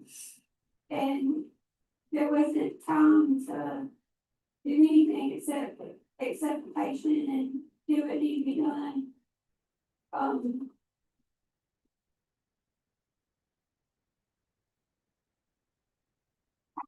We had a fairly new computer system, so I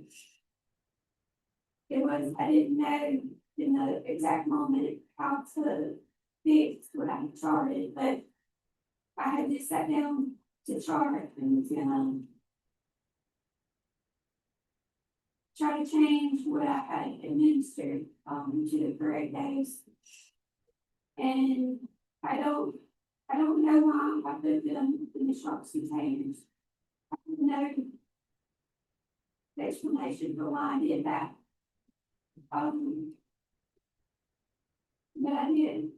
And then I was called into the office and told that about the interviews with patients and the fact that I had given more kindness than anybody else. I had a surgery in 2014 and had complications from it and was in the hospital for 2 months. And I remember having to leave with some nurses for medication that was ordered for me, and they weren't, they were reluctant to give it to me just because they thought it was too much. Or I wasn't really in pain, or wasn't really nauseated, as I was. And obviously, from the hospital for 2 months. I legitimately needed medications. And so I vowed to myself then that if I ever got back to nursing, that I would never question the patient, have any discrimination against. If I thought they were just seeking it, that if the doctor wanted it for them, they could have it. And like I said earlier, in my experience, there's just several nurses that do not explain to patients what they have available, or explain to them that it's safe for them to take. And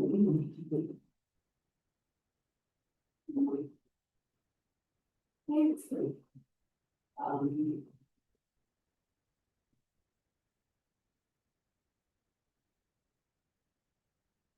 like I said, I know that I did things incorrectly, but it was not with the malicious intent. And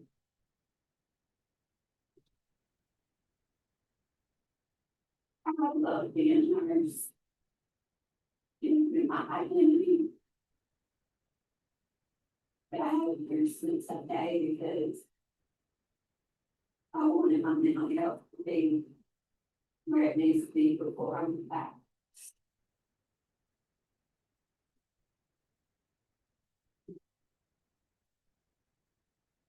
I'm getting there. And so I hope that I at least get to keep my license, or at some point be able to nurse again when I'm ready to go back.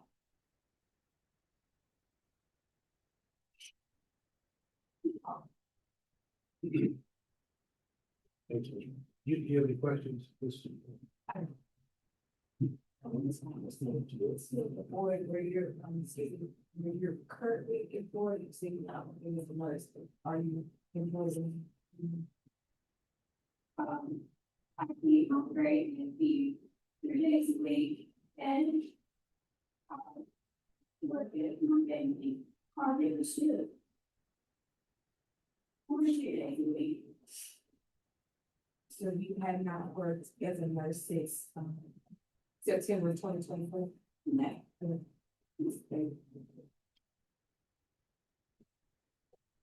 I want to ask you about the office, 2024 instead, you removed that Percocet or patient, correct, that you stated. And you did not administer that particular medication, correct? Okay. Instead you left the facility and the medication is still in your possession, correct? And, that is not permitted under the hospital policy. Correct.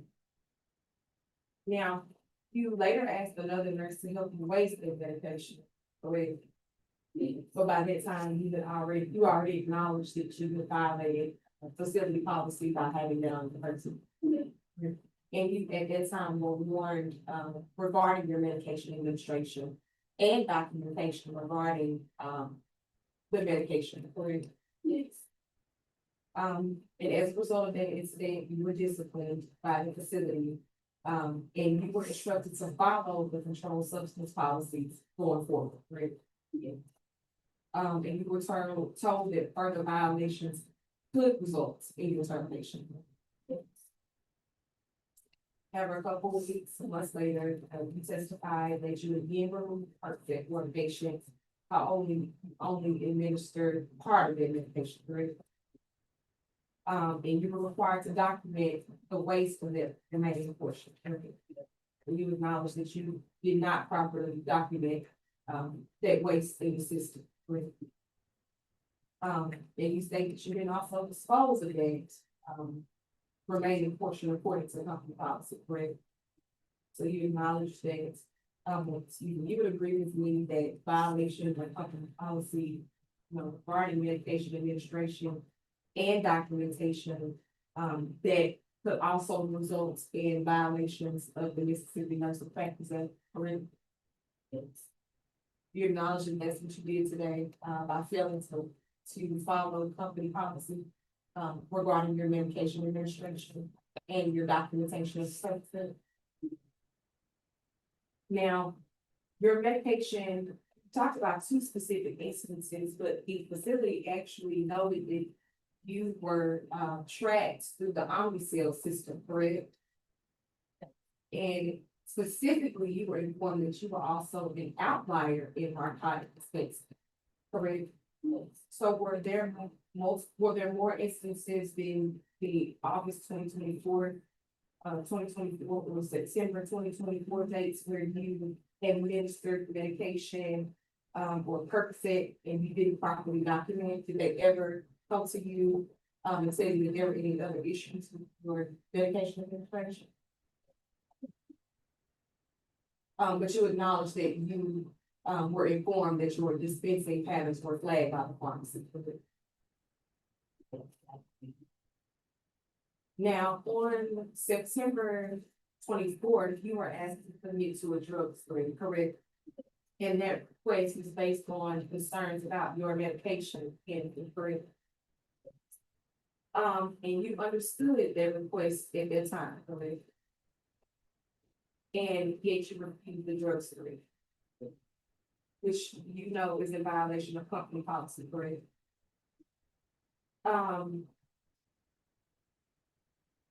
Why did you refuse that drug screen? Because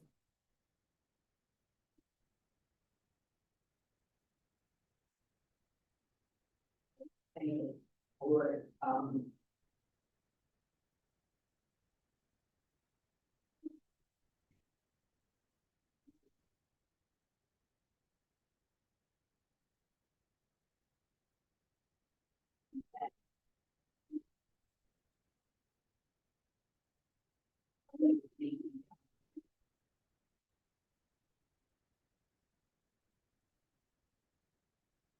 you did tell me that anything else happened. Without a terminated. So I just felt like wasn't going to take one extreme data anyway. But you acknowledge that that documentation said that you could be terminated, not that you ultimately would be terminated, correct? So ultimately, the decision to, not submit to the drug screen is ultimately yours, correct? Nothing that the facility told you, all right, is it your, position today that you would have refused the drug screen? Well, looking back, I was really stupid. But like I said, I wasn't thinking about my license at the time. I just saw that as a way that I could,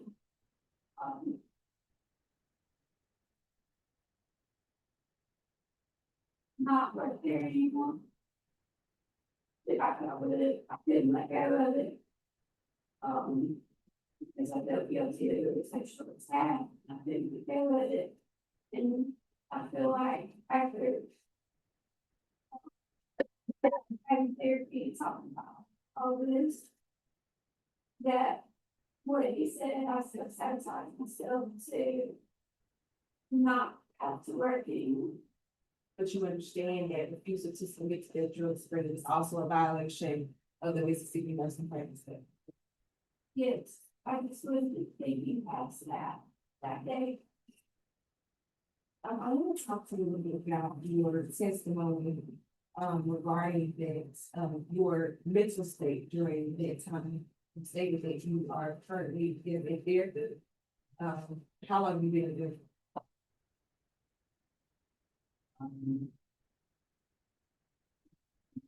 It would be around to.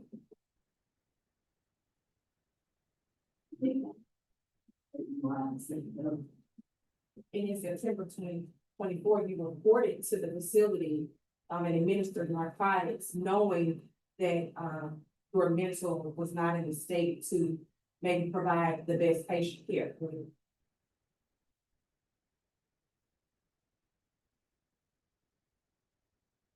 I didn't feel that I was gonna get harmed. information. But, I would love to stay in my job. But yet you were looking for a way out, according to the testimony which you presented today. It's something like that's what it is.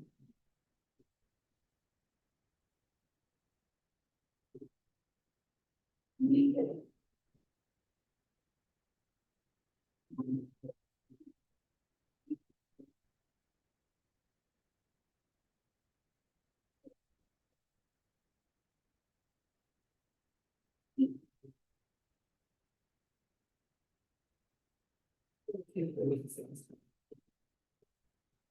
What I'm saying. If you're represented by council, that would be direct that man. Is there anything in her line of question that you'd like to see more or? Well,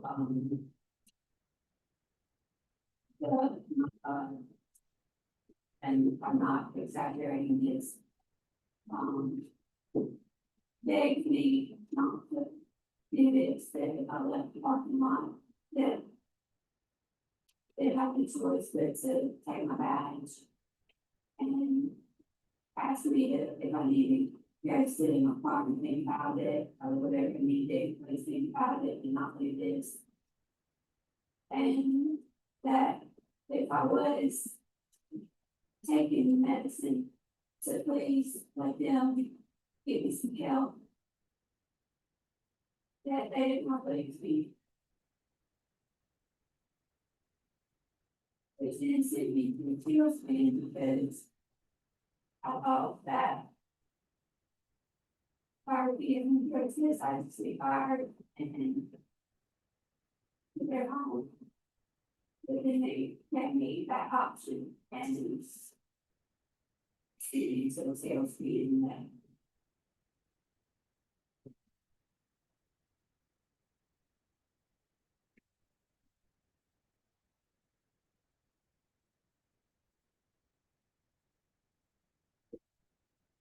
Well,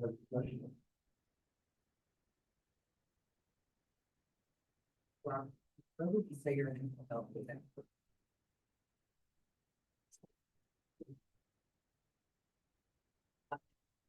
To clarify. Right, it, and it's not. It's. And any other disciplinary action. And any. During your career regarding your medications, right? How long have you been in nursing home? This is the first time you've had any discipline in regards to medication.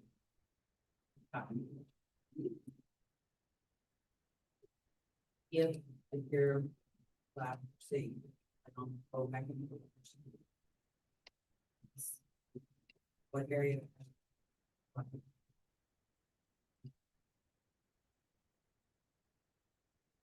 Or do you have perspective?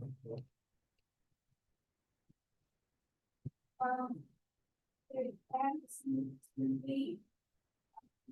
the nurse manager actually, when I was helping today, asked me to go to the job. So with that, I thought out maybe come to work. Which one do you think will be best for you?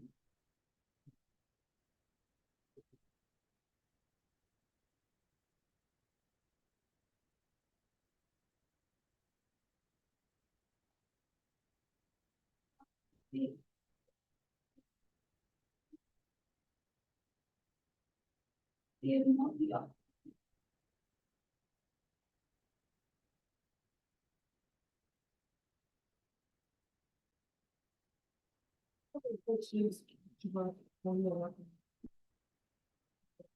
Started out 10 days and we, and then I wanted to read.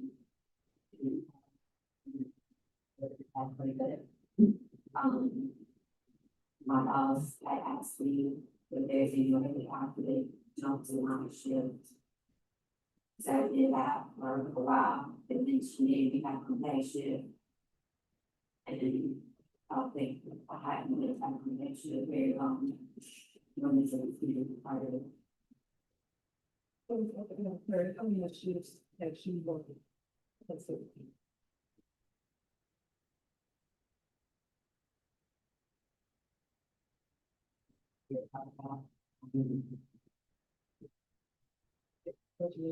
Usual or was it more? Than usual? They were the usual. And what was the reason? Was it the rotation? 2, 3, 4?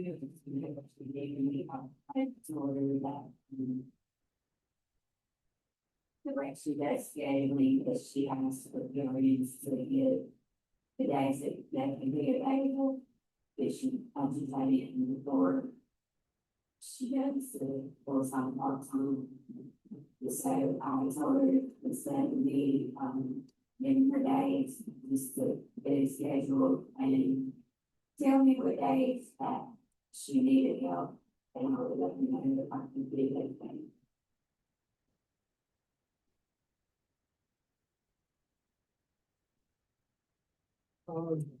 Again, just a few. Record states that the original drug screen, in August was negative. Have you ever, were you taking medications yourself? Or have you ever been accused of that before? So never had any issues with diverting medications? For clarification, on the 24th, the complaint reads, you dispense a Percocet for patient but administered only 1/2 of the tablet. You admitted that she failed to comply with the facility's protocol by not documenting the waste of the Omnicell and by failing to dispose of the remaining half in a designated container. How did you dispose of that medication, that other half of the medication? I've been in the sharks. In I don't remind me that. So if you were, the patient did receive half of the medication, you just dispensed of it with a short.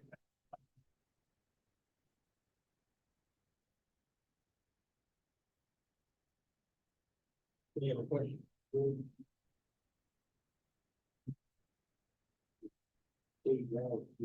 Closing statements. Yes, just briefly. The evidence is establishment, improper handling of communication, documentation, lessons, responsibility to facility within possession. She was disciplined, counseled, and controlled substance policies, and given a final reward. Despite that, when she feels properly documented and disposing of partial narcotic dose on the receiving. When those concerns escalated, she was asked to submit to a reasonable suspicion drug screening she refused. Refusal itself violated facility policy, a constitutes unprofessional conduct under the drug rules.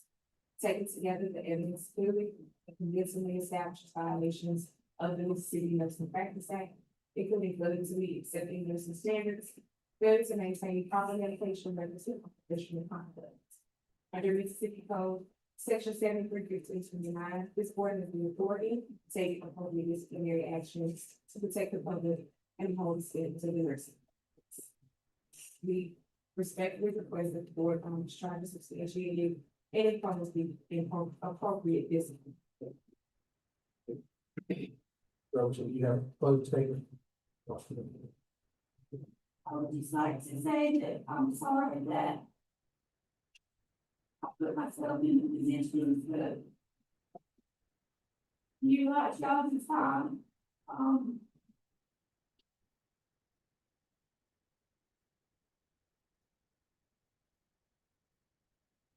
just sorry that this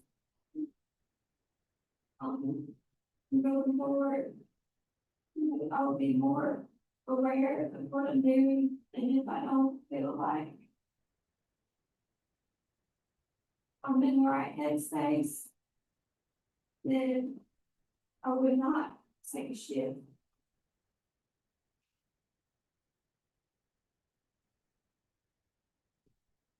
I'm sorry that this happened. This happened. Thank you, yes. This concludes the evidentiary portion of the hearing. Now, Okay, a motion from the board to go to closed session. To determine the need for an executive session. Okay. Okay, a motion to go into executive session for purpose of deliberation. Pause from the. 24, 1045, so I guess it'd be code 25. 41, 7, 4. Motion. Okay. So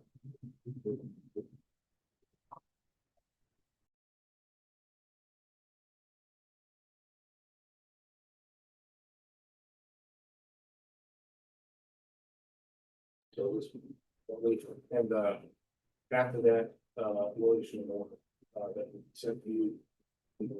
Well, less than 45 days, we will have a determination.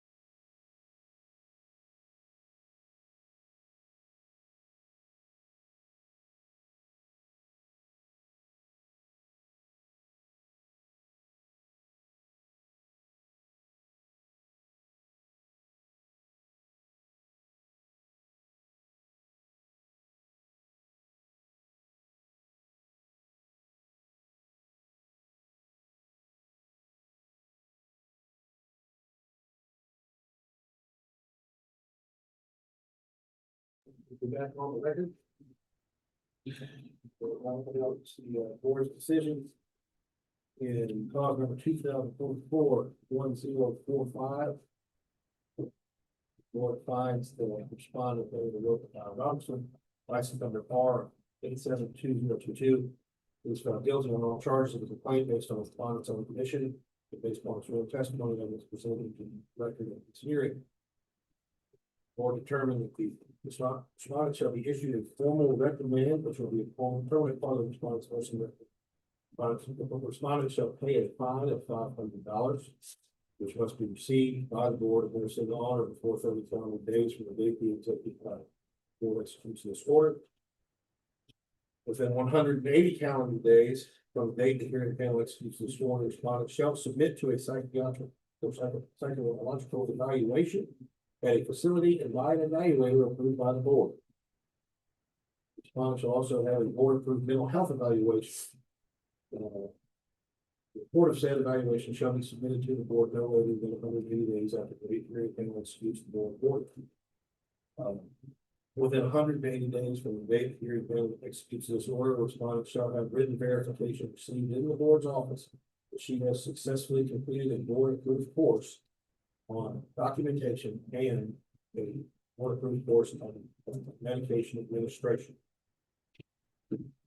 This concludes the board's decision on this matter. Concludes this matter before us today. Like I said, there will be a detailed order that will be sent to you within 45 minutes. Detailed process. We're here to thank our board council. You understand what you're telling me?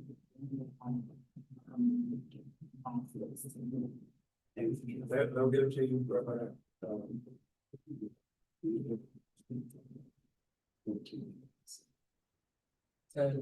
what you want? Yes. You'll have a motion to adjourn. Second. All in favor? Thank you.